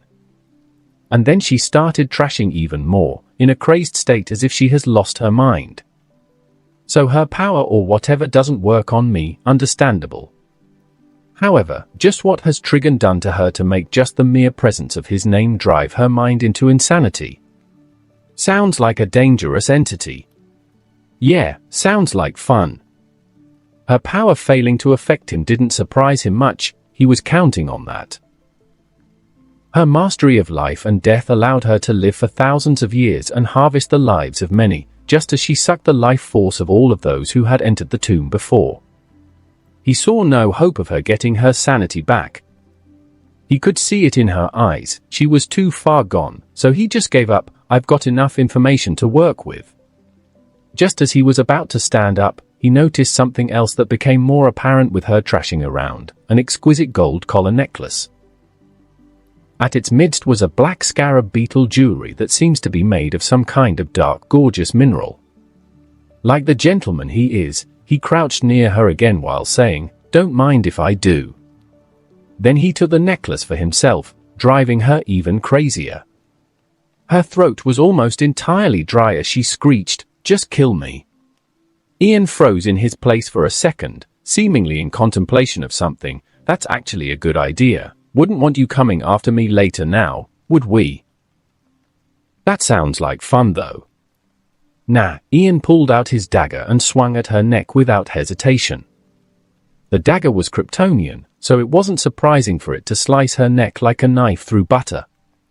It was surprising even to him. It was as if her bones were as frail as flesh. Perhaps her ancient age had something to do with it. Ian had to make sure, so he picked up the head after seeing her body has stopped thrashing around. It's after all the Lazarus pit, and perhaps it can heal her. Just as he was about to throw the head as far as possible, its eyes flared open while letting out a menacing screech. "Ah, freaking hell!" Ian instantly let go of the head in fright and kicked it away. "Holy Christ! Just die." "I almost died in panic." He took a few deep breaths to get his cool back.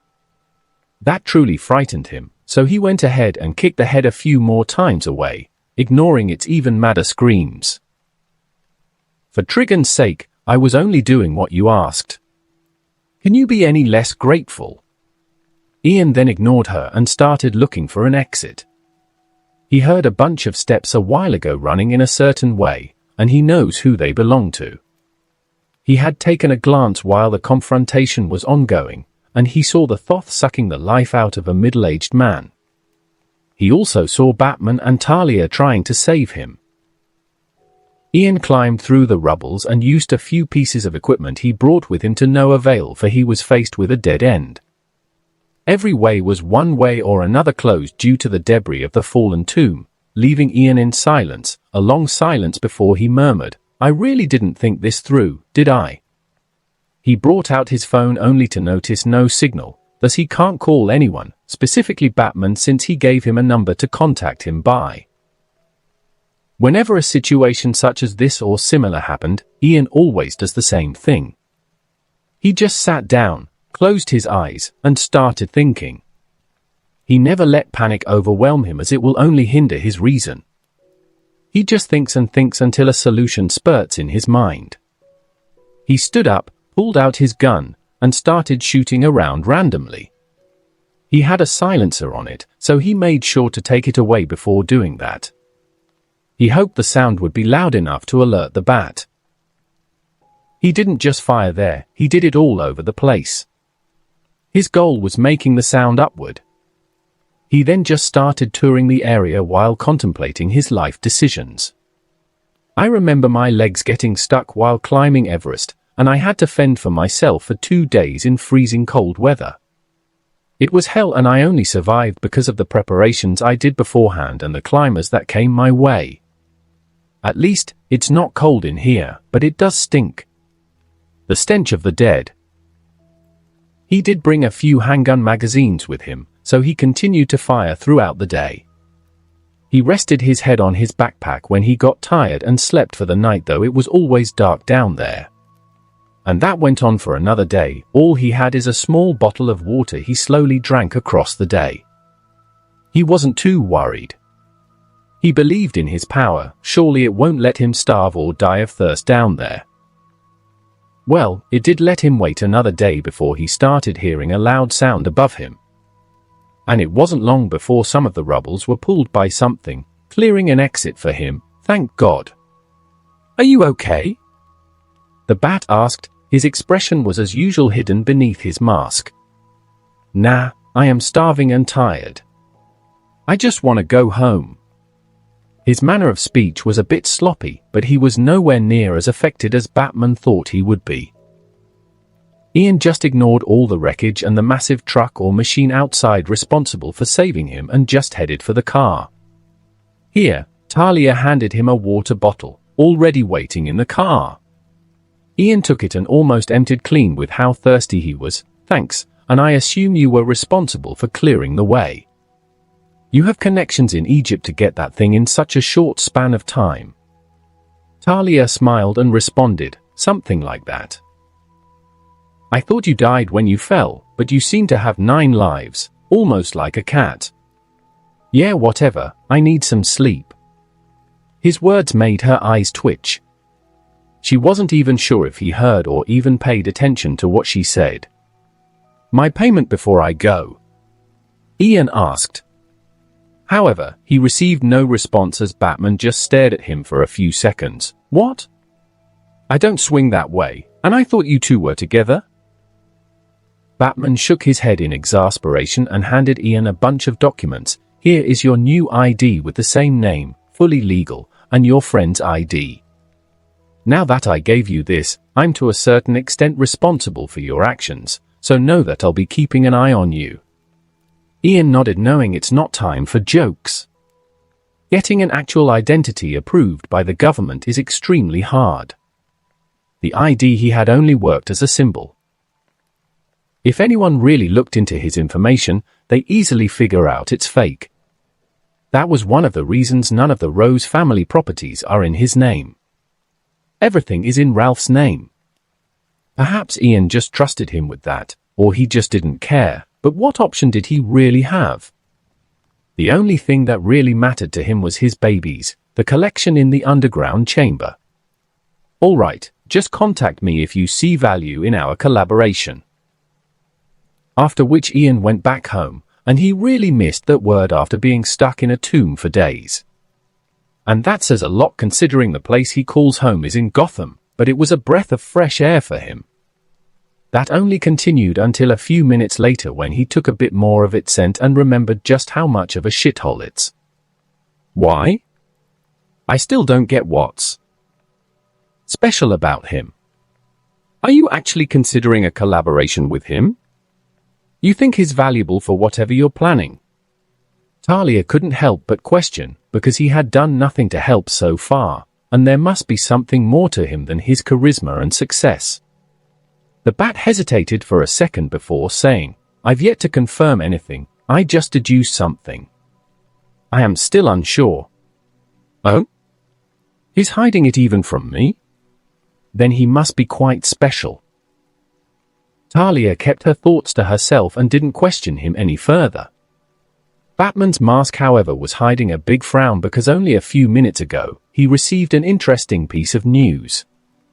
The Sicilian family has fallen.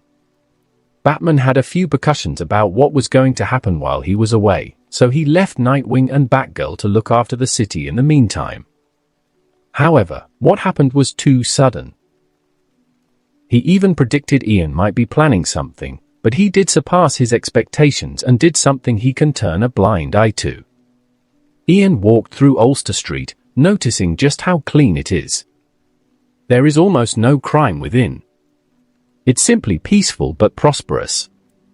However, Ian can sense the tension in the area and he can see the many Rose family workers patrolling around, and he was sure some of them have guns, all due to the charity of the other crime families. The moment he entered his coffee, he was met with a welcoming head nods of his boss. All as a show of respect, and the customers in the coffee weren't weirded out by that. It was a common thing as pretty much everyone in the street and its surroundings know of the two bosses, Ian and Ralph. Ian walked directly upstairs to the office where he found the boys already waiting as per his instructions. He gave each of them a hug before lazily resting on the office couch. I am really glad to be back. The trip almost gave me PTSD. What happened? Barney was kind of waiting for that. Ian traveling somewhere means something cool is about to be added to the collection. I was stuck in a tomb for like 3 days. Now that I refresh my memory about it, it was really hellish and boring. Ian responded before letting out a laugh, but it was worth it. Barney couldn't help but gulp. I am sure it was. So what did you get? Please show me. His thirst seemed to be getting bigger and bigger by the day. Ian smiled at his never-changing friend and pulled out something from his backpack that made the group almost too stunned, an exquisite golden necklace. This is my find, the necklace of a crazy queen that lived thousands of years ago. According to my estimate, it should be worth at least $1 million due to its age and significance, possibly tens of millions. He explained as he observed the dark beetle stone on it, something he wasn't able to do on the way due to the watching eyes. Barney was speechless, but that didn't stop his hands from extending in plead of the necklace, his eyes almost mimicking those of a puppy. Ian laughed in amusement before handing it to him. Now, let's get to business. I know nothing of what happened due to my circumstances, so tell me everything. You said things may happen differently than you expected, and they did, Ralph muttered before glancing at the silent Mike. He seemed to be absent-minded, something Ian noticed. Go on. The criminal known as the Penguin followed the script but took the liberty to cause more chaos. He believed the information we leaked. That the Sicilians were the ones to hire someone to steal the diamond, but that someone kept it for himself. And as predicted, the Sicilians denied the whole thing, and he didn't believe them, thus war started. I don't think he had a lot of henchmen, but he had a lot of bombs that he set off in the Sicilian territory, specifically, the Sicilian properties. So what went wrong? Ian frowned, unsure as everything was predictable so far. He started targeting us, as in the Rose family. He started with the surrounding streets we took over and destroyed a few properties and Mike used the weapon. Ralph's lips were almost trembling remembering what's happened, the absolute and terrifying power of the weapon. On what? We got word of a scheduled meeting between the Penguin and the Sicilians. I came to the conclusion that perhaps he figured out something, so Mike improvised and used the weapon there and then. Ian eyed his facial expression, noticing he is not done yet. However, the Penguin survived somehow and sought revenge only to be caught. I don't know how or who caught him, but I presume it's Batman. Ralph made the only logical assumption he could make considering he doesn't know of what Ian was actually doing and his collaboration with the Bat. He didn't know of the Bat's absence. The Sicilians? Ian asked. I have yet to hear of any survivors, from the main family at least. Ian turned his attention to Mike and asked, "Are you okay?" He understood that killing tens of people would be a shock and a traumatizing experience for most people, and Mike is still not that used to this lifestyle. Perhaps greed had driven him to some hasty decisions before, but Ian's words brought him back a bit. "Yeah, I am okay." Mike instantly responded, seemingly calm, but Ian can see more. His words were almost as if they were rehearsed. This is a bit hypocritical, but it may make you feel better, so hear me out. The crime families have been ruling the underworld for years, if not tens of years. They have very little care for human life, and only God knows how many people had died by their hands, but I can assume it's in the thousands if not tens of thousands. Even more lives were ruined because of what they do. We're nowhere as extreme as them, but we might do worse at times for our sake. At the end of the day, I targeted them not for the people but for myself. Just know that they're not people worth weeping for. I guess we're also like that, aren't we? Ian really tried to make him feel better, but some words couldn't help but slip out of his mouth, leading to an opposite result of what he desired. Ian let out a sigh. I am so bad at this. Just know one thing, you did it for what?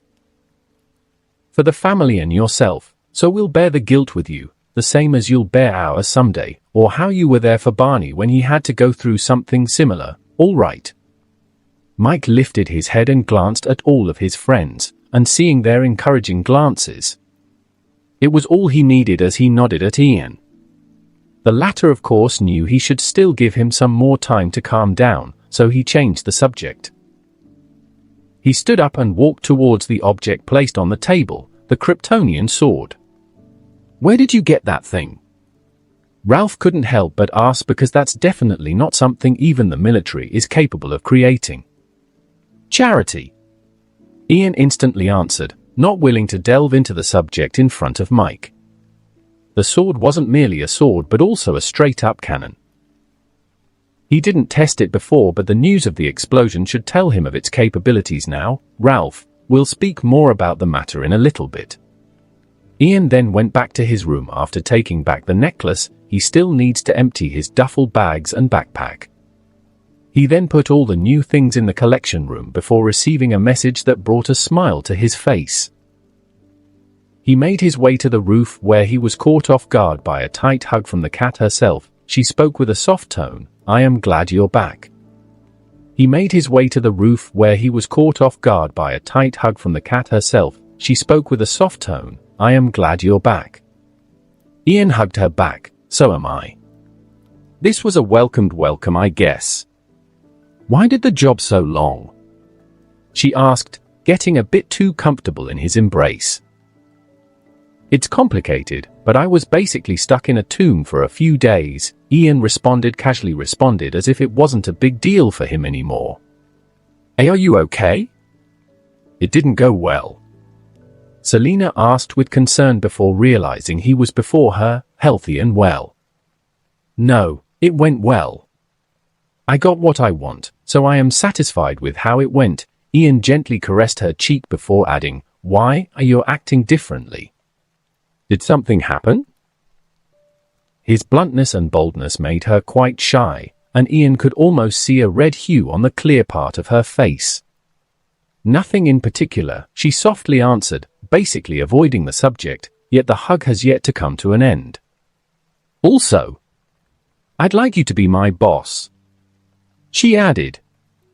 Ian raised his brow in surprise. Gladly, I'm into that kind of play. What? What does that mean? Gee, that's not what I mean. Can your mind be any more corrupted? Selina couldn't help but complain, though she noticed him barely holding a laugh back and realized he was just messing with her. Ha ha ha, I know what you mean. I guess it's about time you stop losing all your money through some kind of magical means. I honestly still don't understand how you do it, almost like an expert in the field. Ian let out a small laugh of amusement after that. In return for his offense, he received a few gentle hits to his chest. I want to say that hurts my feelings, but it is true, but surely you will solve that for me. Her mischievous self has returned, as she hugged him tighter and whispered in his ears, I don't have to worry about that anymore. You'll surely take care of me and provide for me, won't you? Ian let out a breath. Her seductive self is almost too much for him to bear. You know, you sounded like a housewife right now. Even I have limits, and they're actually quite low, so what do you expect would happen now?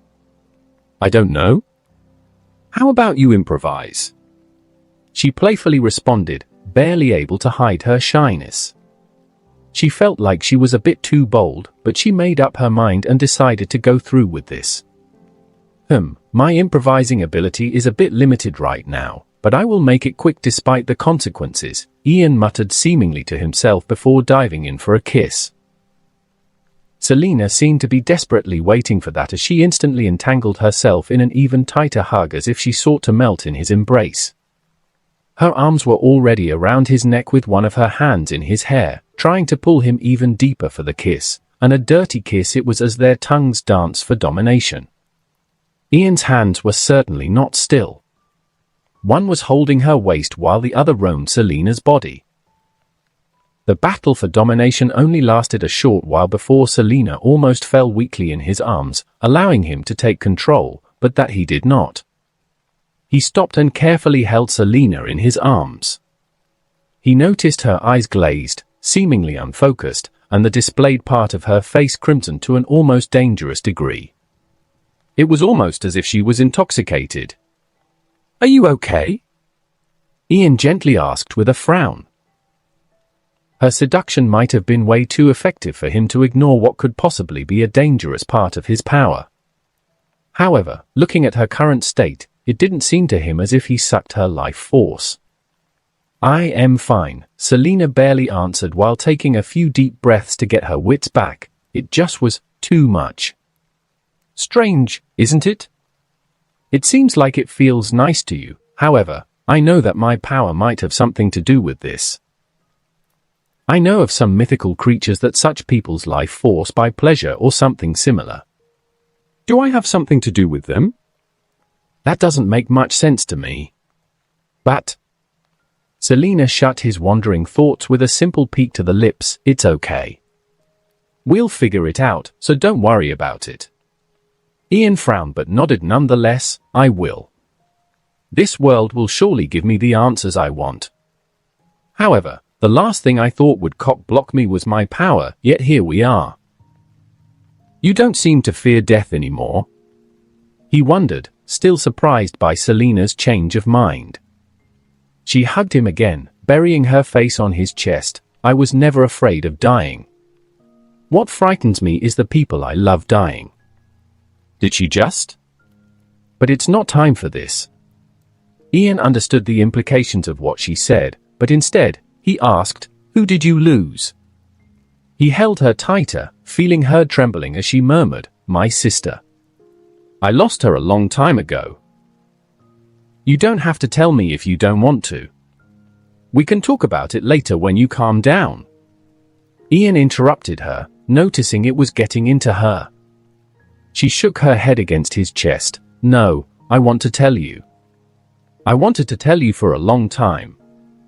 My sister sought her own death. She was like me, a criminal. But she got herself into a dangerous place, all due to her greed. She didn't want to stop, and I couldn't stop her. She just followed her addiction without any regard for her life until she got shot. It was the doing of a small-time gang she stole something from, and I failed to protect her no matter how much I tried. I saved her many times, but I couldn't look after her all the time. I failed. Your younger sister? Selina shook her head. No, my older sister, but I had to mature before her to take care of her. We had to fend for ourselves since we opened our eyes to the world. And I can't really blame her. I did things just as dangerous, so how can I expect from her otherwise? I just didn't know what to do except for revenge. But it just wasn't enough. Ian just hugged her tighter and remained silent for a bit. He didn't really know what to do. He never had to deal with a situation like this, and he was never the emotional type. He didn't have to say anything as she added, I used to wish to just live in a farm, peaceful without any surprises. The area would be beautiful, vibrant with nature, but you know how my financial situation was. Used to? Ian questioned, to which she nodded and murmured, yes, used to. I like how my life is going right now. I am glad then. He decided to be as natural as possible, something he would do, and he just continued to hug her tighter until she calms down. Ian waited until she calmed down, then held her hand and started leading her to the collection chamber, but not before sending a message for Ralph to meet him there. As your new boss, we have a few things to talk about, a lot of things actually, and what better place to do so than in the luxury of my collection. He tried to lighten the mood, and he succeeded to a certain extent in taking her mind off that at least. What are those? Selina asked with curiosity, noticing new things in the collection. It's the new harvest from the tomb. It's beautiful, Selina remarked as she touched the golden collar necklace, something that would steal the limelight at any place. Let's see, Ian murmured as he picked it up and walked behind Selina before putting the gorgeous thing on her. It fits perfectly, especially with the black cat suit. Ian admired how she looked, and it indeed fit her nicely. He brought out his phone and showed her how she looks with the front camera. Looking at you, I am reminded of an exquisite Egyptian statue, one of a black royal cat with a similarly golden collar necklace. If I remember correctly, it was a symbol of the goddess Bastet. She was the goddess of protection, pleasure, and the bringer of good health, I think. Ian strangely eyed Selina from top to bottom. Now that I think about it, it fits you almost too perfectly. Are you blessed by goddess Bastet or something? Fut ha ha, Selina simply couldn't hold it in as she let out a long laugh. She then took a deep breath as she started getting her usual naughty self back. Oh, stop it, you might just make me blush. Says the one who almost collapsed just by a kiss, so much for the goddess of pleasure. Ian struck right back at her, making her flinch. Well, it's too bad, isn't it? It could have gone so much further, and you would have experienced a magical night. It's really too bad I'm such a weak woman that I can't handle you. And did she not strike a nerve with that? She even went as far as to hug him from behind, teasing him of what he had missed. All because of his power. My power is a bitch, isn't she? Ian simply had no way to counterattack, she just spoke plain facts. His power did cop block him, and Selina just had to open the wounds. But naughty cats don't get any rewards, do they? As he said that, Ian took the collar necklace from her neck, just when she was starting to get comfortable with it. Selina let out a pout before retorting, oh, but what if I act a bit too naughty despite the consequences? Unfortunately, you're so much of a weak woman that you simply can't handle me, as you said. HM? Is that supposed to be a good thing? A retort. For God's sake, Selina, just let me heal my wounds. Talk about being the bringer of good health. Ian complained. The wounds were simply too deep, and he still doesn't know how long it will take to heal. Ha ha ha ha ha, the mood has indeed lightened, and he could at least see happiness in her eyes. I guess I'll have to help you heal, though I don't mind just ignoring the consequences. And I mind the consequences. My power can be a bitch sometimes, so it could be quite bad. I will solve it soon, so don't worry about it. Ian interrupted her and explained. Just don't do anything too dangerous, all right? That might sound stupid considering your ability, but you should understand what I mean. Ian nodded in understanding. She was just worried about him. Now let's get into the good news. Penguin was apprehended, and he should be locked out for a long time, so you can do whatever you want with the diamond. Yeah, I heard. Selina murmured as she walked up to the diamond, but I am not really interested in selling it. I want to keep it with me for the rest. You know, my sister worked at the Gotham Museum of Antiques for a while, and all she talked about is the diamond. Having it was her dream. What she didn't say, however, was the important reason. It was after all his first gift for her, and an unimaginably valuable gift at that, not just in price but also in symbolism. She just felt like she's gonna overload with sweetness and happiness if she spoke any further. She never felt as relaxed as she was at the moment, as if a huge weight was taken off her shoulders. It was at that point that Ralph arrived, the perfect moment to arrive. He then closed the chamber door after entering. Have a seat, Ian stated as he took a seat himself in one of the already prepared seats. I have some plans, and some guesses to verify. Ian directly got into the main topic and the main thing on his mind. That instantly got the duo tensed, knowing of what was to come, and indeed, danger followed. I have yet to think it through, but our goal is to contact the Penguin in secret. No one but us can know about this. He should be held in prison now until his trial is scheduled, and he knows something I don't. I don't understand. We just did what we did, leading to his current state, so why go through the trouble? There is no other source to get the information you desire. Ralph was confused, so he voiced his thoughts. I just don't understand his actions at all. Why did he target us? What was his purpose in meeting the Sicilians? He figured something out, but how? I was very careful and thoughtful about my plan, so I am sure there weren't any loopholes large enough to drive his actions to that extent. It was apparent that Ian wasn't joking. In fact, he was never more serious, so they just waited for his next words. Someone knows a lot about us, and I don't know how. That some is also keeping an eye on us, and he was setting up some kind of plan or play for us. However, he didn't expect us to have something like that kind of weapon. Ian started stroking his chin in thoughtfulness. Somehow just that made the air several times tenser, and it went on for a while. He really thought and thought about it for a while, more than 10 minutes. All the plans have to change, and we have to take more risks. We have to be more aggressive to be accepted, because despite us calling ourselves the Rose family, the other crime families don't consider us as such. Ian closed his eyes for a second, thinking further before muttering, we also need connections in the Gotham police.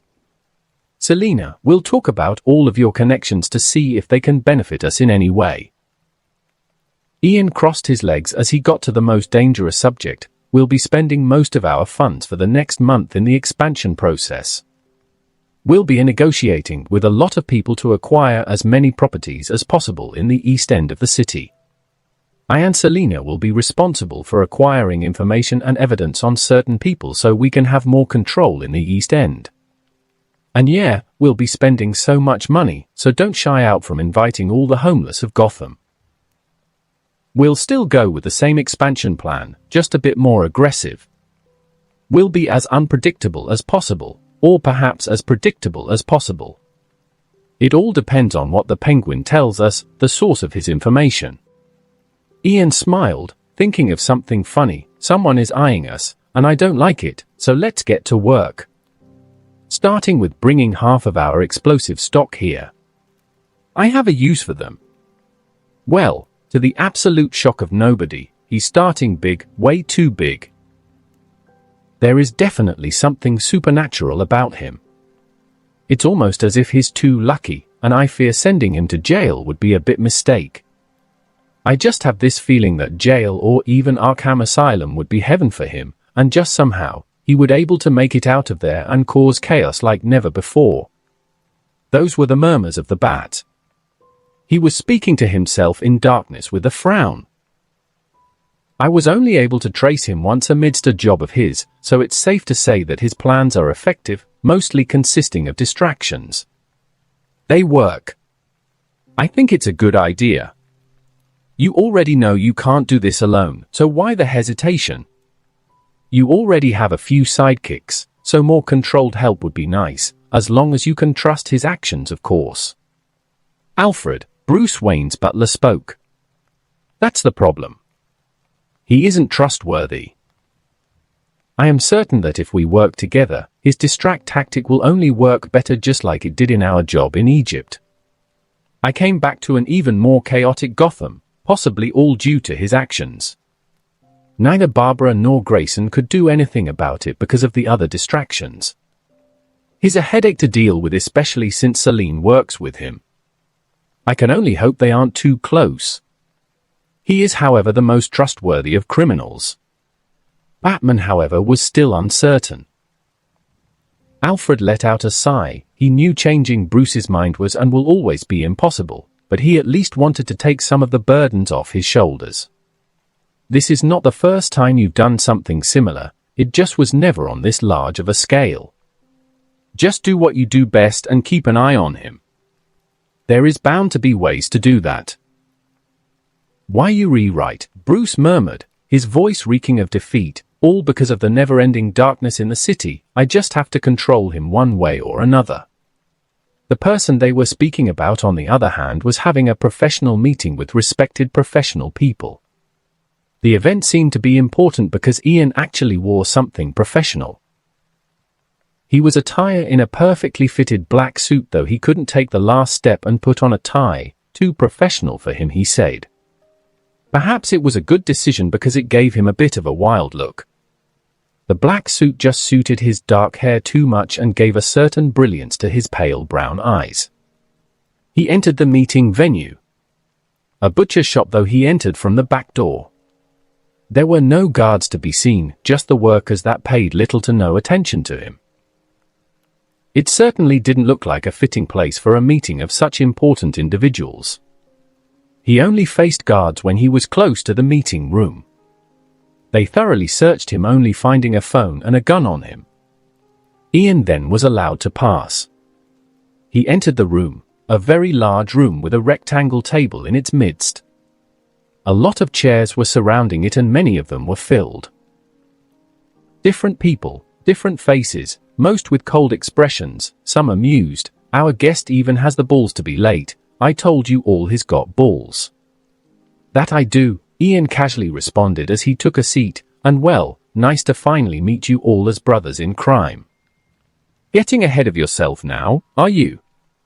It appears that there was someone who came a bit more later than him. A middle-aged man spoke as he took the leading seat of the table. You're right. I can only say that after the meeting. Ian just shrugged his shoulders. That confident, huh? Well, matters not. We finally have a breather, so let's start the meeting. Ian knows pretty much everyone in the room. How could he not? They all are the leaders of their respective crime families, and the one who spoke just now is the head of the Falcone family, Carmine Falcone. Well, let's start it by deciding his fate then. You thought you can just show up and become the big bad boy of the East. In contrast to the calmness of Carmine, the short old man who spoke was quite worked up. One can say that he was even fuming. He is the leader of the Ibanescu crime family, a small Romanian crime family that operates in the East End, mainly in human trafficking, prostitution, and animal fights. Ian's involvement in the East End and recent actions for the past month is the reason for his outrage. Ian let out a chuckle at that, seemingly amused as he responded, "Well, I did just show up and become the big bad boy, did I not? So thank you for the compliment." He just had to add that last comment, adding salt to the wound. "You son of bitch. Do you think you're invincible? Do you think I can't just shoot you right now?"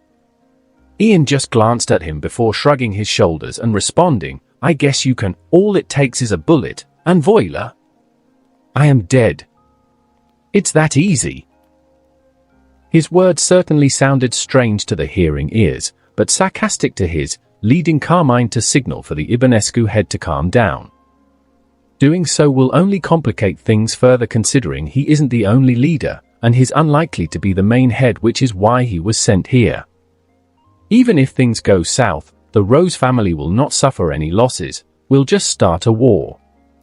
When have we ever been afraid of war, for the hell of it? We have to show people that it isn't so easy to rise to our ranks. One of the Russian mafia leaders spoke. Since we had the Bat and his sidekicks on our back. Since we had the group that calls themselves the League of Shadows on our back. They might have disappeared for a while now, but only God knows when they'll come back knocking at our door, and you all know how much of a headache they are. How many of us has Batman brought down so far? Many, too many. He is just waiting for us to act, and he's counting on that. So war is a lost cause, a self-destructive move to the benefit of everyone but us. Our friend here is counting on that, are you not? Carmine Falcone, or as they call the Roman, didn't acquire his current position by doing nothing. He has the mind for such a field, and he uses it wisely. The other crime lords seemed to hold him in high regard, as most nodded, though mostly because of his logic. They're all competitors one way or another, despite the Falcones holding the most control over Gotham. Maybe. Anyway, this is a professional business meeting between professional people, so I assume I was invited here for a deal of sorts, isn't that right? Ian said while observing the people in the room. Only a few were a bit worked up about his recent rise, likely because they operate in the East End. You're still asking after all you've been doing? All we want is for you to stop all the aggression and crawl back to your hole. Then and only then can we accept you as a crime. One of the crime lords stated, though he was soon interrupted. Yeah, not a chance. Ian then put up an extremely professional smile and posture before adding, I have a better deal for you all. How about we keep all the territory we already possess? It might as well stay in our hands, you know, for the greater good and such. The homeless people of the East already see us as their benefactor, so it'll really pain me to fail them. So as the decent people we are, let's just stop all the aggression and keep what we already own. Ian could swear he saw every muscle of every face in the room flinch. You're really not afraid of dying, are you? Carmine remarked, a bit baffled by Ian's behavior. You're pushing it. The Ibanescu head shouted while hitting the table in anger. Carmine, however, signaled to him to sit down again as he spoke. Your family is quite successful, almost too successful. A lot of things happened around the city to facilitate your rise, an example of which is the war between us and a certain group. That's convenient now, isn't it? Ian smiled and nodded. It really was. I almost want to thank that certain group for their actions, but they'll probably just take the chance to kill me. If you're insinuating that I work with them or something similar, well, that doesn't make much sense, and I think you know that.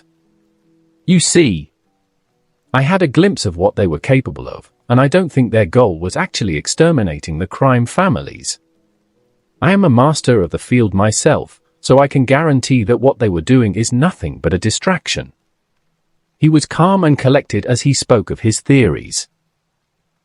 He didn't mind giving them a bit of information as a show of willingness to collaborate. They can only take so many jokes after all. Moreover, the information he gave might not necessarily be correct, but it likely is, especially with the recent mission with Batman. Ian easily deduced that the Shadow's leader has acquired what he desired. Oh? A distraction from what? Carmine questioned out of curiosity. That I do not know. I am sure that you'll figure it out yourself if you deem it necessary. You have more connections than me after all. Ian pointed out. Carmine still had a few doubts as he questioned further. You wouldn't have anything to do with the fall of the Sicilians, would you? Of course not. I thought the Penguin was responsible. You have enough power to ask him a few questions even in prison, so you can verify that. Ah, Ian was so glad he was asked that question because only then can he throw the bait. All it takes is an answer which he was given. Well, you see. What is strange about this is that he refused to tell me anything. He looked almost too scared to speak. I find that extremely strange because I know what kind of person he is, and what kind of person can make him experience such fear. Carmine spoke while observing Ian's expression carefully. All that he saw is surprise and interest as the latter muttered, "Now that's interesting. I guess I have someone else to thank." Carmine seemed to have acquired all the information he needs as he moved on to the main topic. You keep all the territory you acquired in the first half of the month while the rest will be divided by us as all things should be. Say less, we have a deal. Ian almost instantly agreed, and Carmine wasn't surprised by that. He was in the field for such a long time that he'd look down on the Rose family if they refuse. It was a good deal, and Ian knew that. There is a set of rules that the crime families abide by, and they take into consideration situations such as these. He was counting on them, which is why the Rose family's expansion was so aggressive for the past month. Are you crazy? Do you know how much territory they've acquired in the past month? They even took over the crime alley like starving beasts. Someone, however, was not happy. Indeed, the Ibanescu head, Dragos Ibanescu. Carmine let out a long sigh and spoke, "If you say one more word during the entire meeting, you're dead." The Falcone family has their web spread on every side of the city, so it rarely matters to them who controls the territory. They'll still benefit nonetheless. Of course, as long as their personal territory remains untouched. I guess I should say it now. Welcome to the underworld of Gotham, and may we have a bright future. Carmine then stated once he saw Dragos falling back on his chair in terror. Perhaps the latter allowed his anger to control him, leading him to death's doorstep. And let's start the meeting. We have a lot to discuss, starting with the bat problem. This is a question I ask every meeting. Do you have a way to get rid of him or find out his identity? A depressing silence overwhelmed the room instantly, and none spoke. Carmine, on the other hand, just took a long smoke with his cigar and just observed the absolute shit state of crime lords, all due to one man. So none again, I take it. Well, I am the same, so I can't fault any of you. Carmine then eyed Ian. You might not understand since your business and source of income is quite small and not that dangerous, but the bat makes us lose almost half of our income a month. Sometimes even leaves us at a loss, a significant loss. And that sometimes is becoming a common occurrence as of recently, as if he's been elevating his game. Many of us are locked up in jail, and we can do nothing about it because he's waiting for us to move. Trust me, we've tried but ended up paying the price. Moreover, several crime lords fell by his hands. Ian was thoughtful at the sound of the words, so Batman is successful in what he does, but the scale of the darkness in the city is way too big for his action to change its trajectory. What he achieved is already miraculous, but just not enough, and I think he realized that, so. Ian showed no change in expression as he just nodded in understanding. They then moved on to discussing other things, mainly business. Ian staying there means that the Rose family has formally joined their ranks as it should. Some of them might not realize it, but the Rose family is an absolute menace and headache to deal with. Carmine realized just how crazy the homeless can be, people who have nothing to lose but just gain something, they'd fight to the death to keep it. Boss! However, they were soon interrupted by one of Carmine's subordinates. Carmine took it calmly, knowing that none of his henchmen would even dare to do something like this if it wasn't important. Speak. There is a body on the opposite side of the road, hung on the building, and there is something written on it by blood. The henchman spoke as fast as he could out of fear, though he did manage to stutter a bit before collecting himself. Carmine frowned and stood, and so did everyone. Some were wary while others were confused, some even eyed Ian with caution. Carmine was calmer than most as he ordered, "Go bring it down and search it before the police arrive." "We'll wait here." The underling gulped, knowing exactly what that mean. If there is a bomb in it or a sniper somewhere, he'll be the one to suffer the consequences, a sheep sent for slaughter. It had only taken a single glance at Carmine's cold eyes for the underling to obey. He really didn't have much of a choice, either certain death or potential death. After a long wait of anxiety to some and tension to others, they received the news they were waiting for, as Carmine muttered. So the body was just thrown out of the roof and remained dangled in the air by a rope. Naked. The blood message only says, "Find me," or... He turned his attention to Ian and asked, "Is it for you? Or to be specific, the Rose family?" Ian contemplated the question for a bit before responding, "We didn't make many enemies since our commencement, so I am not sure." "Unlikely." He then started walking out, leaving the group with a few words. "I don't feel safe here after this, so I will be taking my leave, and we'll discuss things later." The others followed suit, each leaving from a different exit with guards surrounding them. Ian didn't walk far before picking up his phone, calling someone, and coldly saying, "Change of plans, kill the penguin, then." The sound of footsteps reverberated in the surroundings, many steps. The walking people came to a halt following their leader's example. Before them were a bunch of refrigerator units. They were in the morgue. The leader was attired in a green suit, complemented by a green hat. He had a golden cane in his hands, which seems to be useless because he seems to be able to walk just fine. Its shape was similar to that of a question mark. "Open it."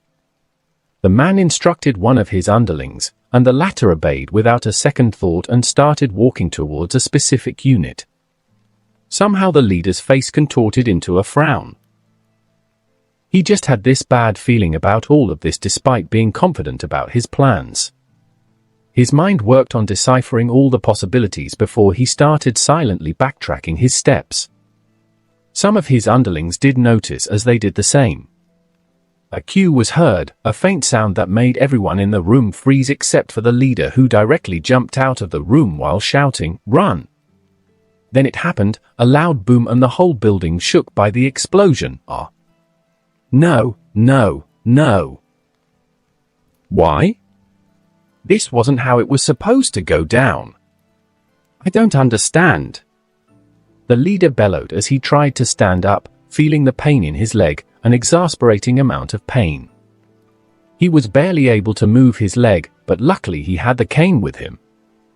He put most of his weight on it and slowly walked out of the building, but it didn't take long for some of his underling waiting outside to come rushing in and quickly take him out of the area. Unfortunately, everyone else was dead, and the bodies in the morgue were destroyed. Why? I don't understand. I left a bug on him, so why wasn't he asked anything? Right. I need to calm down. The man tried to calm himself down, but the pain thought otherwise. His men just drove him hastily towards their base, still tense because of what happened. He, on the other hand, just kept thinking back on all that happened. He started targeting the Rose family for several reasons, but he knew he needed to remain hidden, so he did a little bit of manipulation, deduction, and investigation to get what he desires. However, things soon went awry. His manipulation of the penguin went to naught as the latter failed, all due to something unexpected happening. He thought and thought, and the only conclusion he came to is that the Rose family is in possession of a weapon of mass destruction. A weapon capable of destroying an entire building in a second, and he didn't believe for a second it was the result of some kind of bomb. A period of observation then started, and he noticed the Rose family's aggression in the last month and several other actions that led to him believing that somehow the Rose leader have deduced that someone is behind the Penguin's strange actions. He realized there and then that he was facing a worthy foe. Someone who isn't interested in fame to the point that even the family name is someone else's, specifically Ian Rose, who seems to be the boss's right-hand man. The man wanted to figure out who the Rose family's true leader is to the point that it almost became an obsession of his, so he used his power and influence to put a bug on the Penguin, just waiting for the day the Rose family comes for answers. However, he listened and listened but only heard explosions and useless talk. Once he heard the day of the Penguin's transfer to the courthouse, as that specific trip was interrupted, and the Penguin simply died. No one asked him any question, he was just put down. However, the man still didn't lose hope and listened as the body was transferred to the morgue. He expected something similar to happen, so he planted the bug in an unreachable place despite the resistance of the Penguin. And so, the body was washed and placed in the refrigerator unit, and that's all he had heard, so it made no sense to him that a bomb was in that specific unit. Someone saw through my means and expected my every move. I don't even know who is the Rose's leader, and he probably doesn't either. He just played me like a toy, all based on my past actions. He didn't need to know who I am, so he didn't bother asking the Penguin anything, he just killed him. But how did he expect I would visit the morgue? Wait. Perhaps his thoughts and the pain blinded his usual vision, but the man only reacted once they already reached the base. Wait. Turn around and leave right now. His screams confused his men as the driver pushed the brakes, coming to a full halt. Not what the leader desires. Why did you stop? Drive away from here. The driver sensed the tension and the panic he rarely sees in their leader, so he did as told, though a bit too late as gunshots sounded from behind them. The driver panicked and just drove away as bullets flew right through the car's back window, nailing one of the henchmen in the head. The driver drove into the base, which appears to be just a worn-out warehouse, and the gunshot stopped. Gather all the men. Be ready to defend. However, nothing happened. No one came but the police and perhaps a dark shadow observing the surroundings. The ones who fired, on the other hand, have already started their next course of action and waited for the final piece to arrive, and he just did. How did it go? We didn't have to do much, so it went perfectly. We followed them to a worn-out warehouse and forced them inside. A shootout against the cops should start at any moment. Mike was the one to answer Ian's question. His face was a bit more stern, a month since the previous incident, and Ian could tell that while he didn't grow out of the guilt yet, he has adapted it to it. Show me the picture, Ian said. The picture was that of his enemy, the green suit man. As I thought, it is who I thought it was. He noticed something else in the picture. It isn't very clear due to the vast distance it was taken from, but he could see that the man was injured. Don't tell me he entered the morgue? Ian was a bit confused, as that was never his intention. He didn't think his target was stupid at all, so he assumed he'd send his men to search the body first. He did. Ian looked at the picture again in confusion. Are my eyes deceiving me? It's definitely him, someone with extreme wits, so why? He's screwed in the head though, so that might be it. I guess I can only ask him myself, and since he's injured, a change of plans is required, Ian muttered before nodding at Mike. They then got to work. The shootout didn't last long as the lurker in the dark interfered, and the group could only look around at the dark corners, waiting for their turn. Damn it! Bat! You too. I just want to ask some questions. Indeed, their leader's mental state is certainly screwed as he bellowed in madness. The bat, however, just knocked him out, took a look at his face before leaving everything else to the cops. Only God knows what he was thinking. The one still living and uninjured from the criminals were apprehended, put into a police car, while the others were in an ambulance headed to the hospital.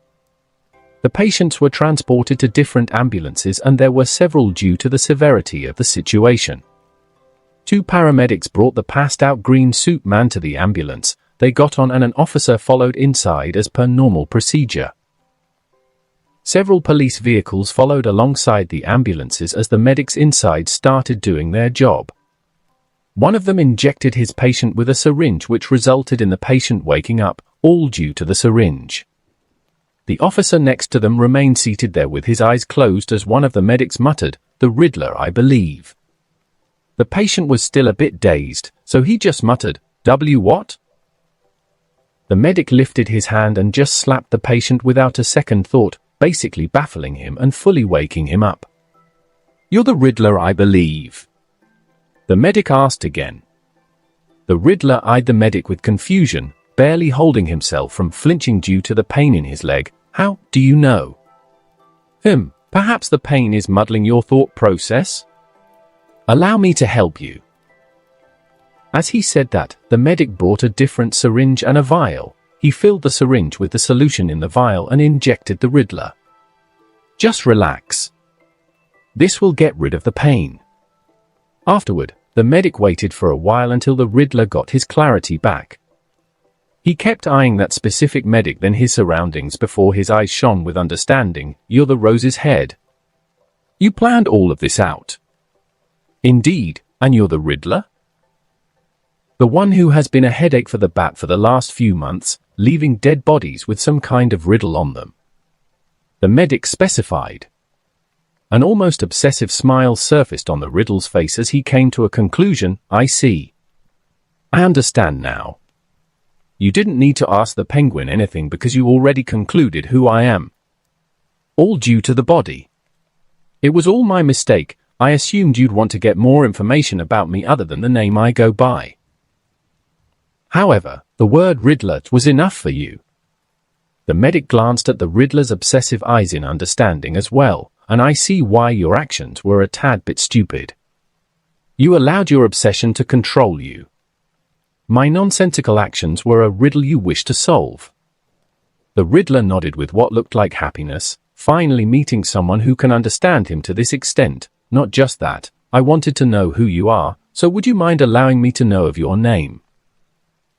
The medic had the usual medic mask on as well as a hat basically hiding most of his face, only showing his confused brown eyes. "Even you. I swear it's not intentional. Everyone just assumes that I am not the leader despite my last name being the family name." "Excuse me?" the Riddler muttered in bafflement. His mouth was agape as the medic took off his mask and hat, showing his handsome face, silky dark hair, a facial expression of someone he observed for a long time. "You're Ian Rose? But how? I want to know, why would you think otherwise? I mean, I may not be smart, but I think a lot, something very few people do. I'd also like to think I have the charisma to lead, and I am talented in acquiring what I desire." Ian was genuinely confused. He could understand the crime lords thinking that due to how he behaved, but the Riddler's mouth kept opening and closing for a while before a word could come out of his mouth. "I guess I expected more." Ian frowned and remained silent for a few seconds. However, it seemed that the roast didn't offend him as he just moved on. "Why did you target us? Couldn't you just keep your attention on Batman so we don't have a problem?" "Oh, I see. This is why you're really here.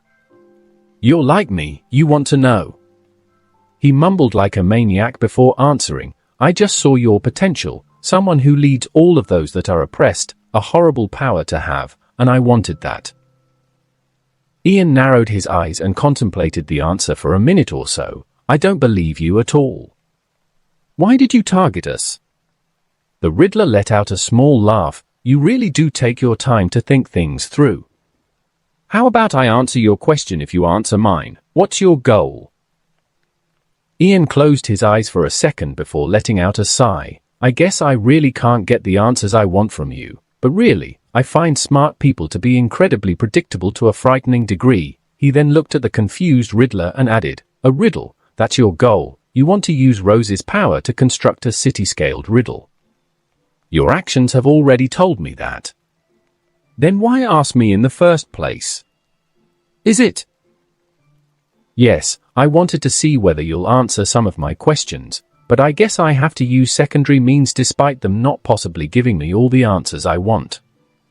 Ian turned his attention to the officer. The latter picked up the signal and handed him a plastic evidence bag. I know of some of your achievements.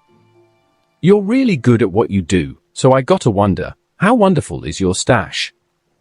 Your collection? Someone like you will certainly hide somewhere hidden, not your base, that's for sure. Hee, and you think I'd leave any trace in my phone? From a laugh to a sinister look, the Riddler spoke. You're looking down on me way too much. Ian looked calm throughout the interaction, then, PFFFT ha ha ha, sorry I couldn't hold myself back. Yes, I am looking down on you, and it's deserved, don't you think? Moreover, I only need your identity. Ian didn't have to take off the Riddler's mask to look at his face because it has already been done. He just took a picture of his face. Psychology, a wonderful thing, isn't it? I studied it a bit and the rest of what I know about it came from simply thinking and observing. People don't do that much, do they? They tend to ignore things, as do I. Until I start thinking and things tend to solve itself out in my mind. What are you getting into? The Riddler asked, his tone sounding a bit fearful. His body was tense, but he simply couldn't move it much. Whatever Ian had done to him limited his freedom. Do you know why Batman doesn't kill? I do. I also don't think he minds that much of someone killing someone evil as long as he doesn't do that. It's almost as if he's afraid of crossing a line, and I have a very good idea of what crossing that line might do to him. What I'm getting at is that I don't think that applies to me. I've never killed someone, but I am already insane, so can it get any worse? Wait. Just wait, please. You don't have to do this, we can even work together. Imagine what we could accomplish. The Riddler begged for his life, his tone almost reeking of insanity. Ian ignored him and just picked up another vial and a different syringe. I do believe in reformation. I think people can change with time. Then why? I can't go down like this. I expected it something so much more splendid. Ian filled the syringe with the vial liquid and responded, I just believe that more often than not, they'll change for the worse than the opposite. What? Ian ignored the Riddler's response and just injected him with the syringe. It had to happen eventually. I had to do it, and what better time to do it than now? Ian then just watched as the man's soul left his body, as life left behind a dead still warm body. Ian hummed to himself, then closed his eyes after putting back the medic mask hat, not showing any reaction at all. Time passed and the ambulance arrived at the hospital. Ian and his friendly medic carried the patient into the hospital. Following along was the officer. Many other ambulances soon followed and they started informing each other of who survived the way. Many died, including the man known as Edward Nigma. Ian then just left. He just walked into the hospital garage and got into a car that drove him and his fellow colleague out of there. Death isn't so bad after all. A hollow experience that just happens. I guess I never needed to hesitate. After all, how much more can an insane person get?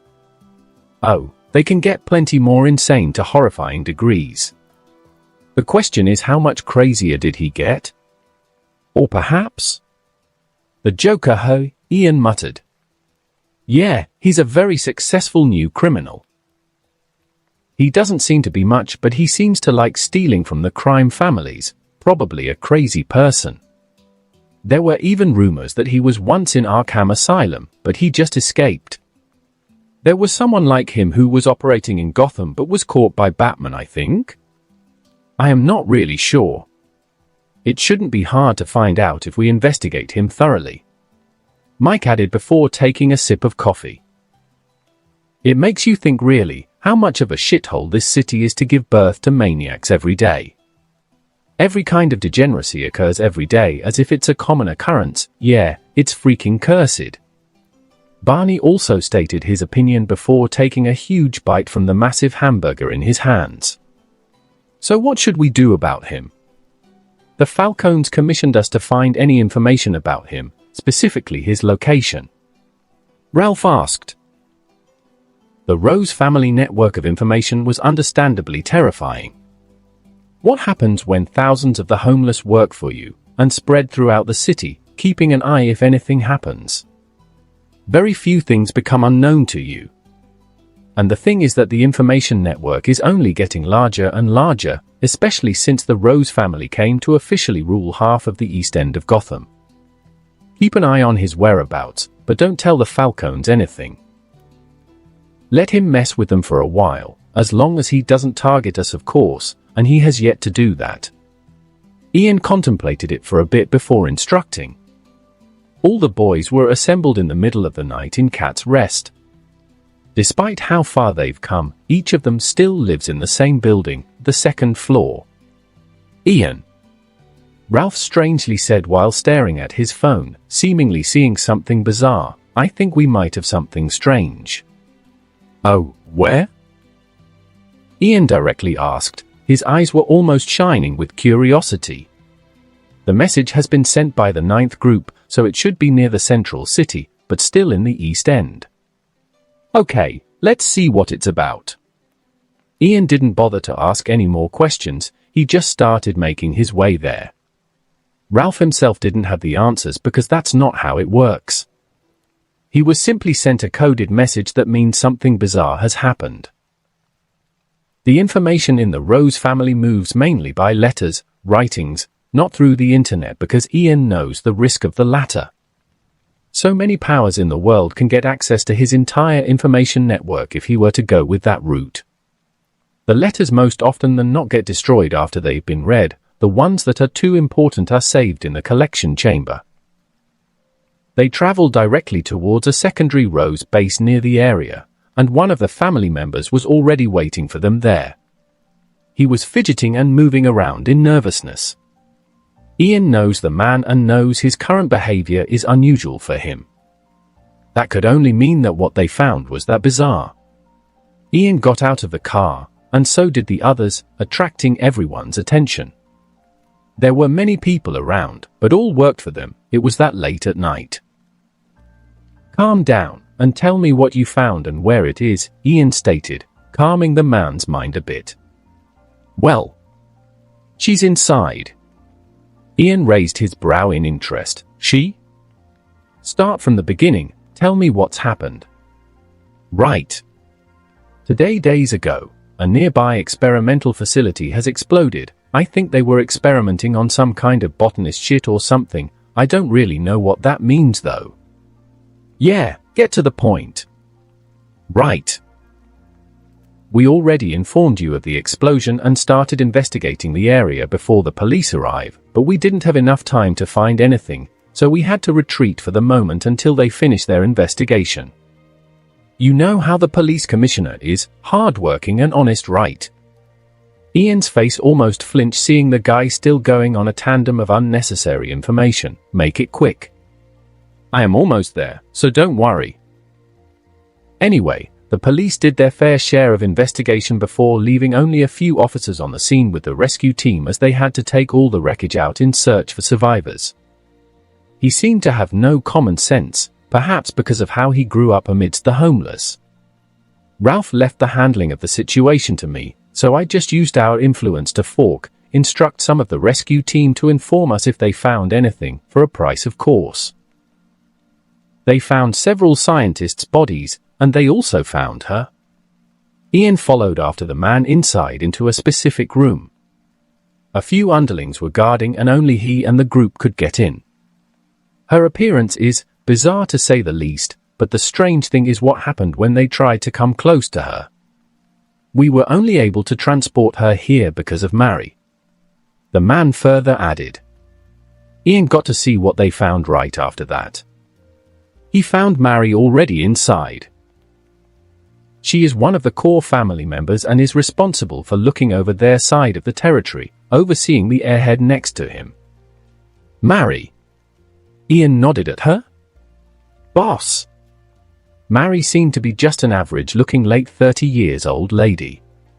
She bowed before him and warned, "Please don't approach her, it's dangerous." "Explain." Ian kept his eyes on the sleeping lady on the bed as he instructed. "She responds violently if any man even came close to her." She let out a sigh of relief seeing he didn't misunderstand her and started explaining. "Isn't she asleep, and what is she wearing?" Barney questioned with curiosity. Mary started approaching the sleeping lady while saying, "She doesn't let any man get close to her at all, but that doesn't seem to be a problem for women except if they try to touch her. We had to carefully push a stretcher underneath her to transport her here."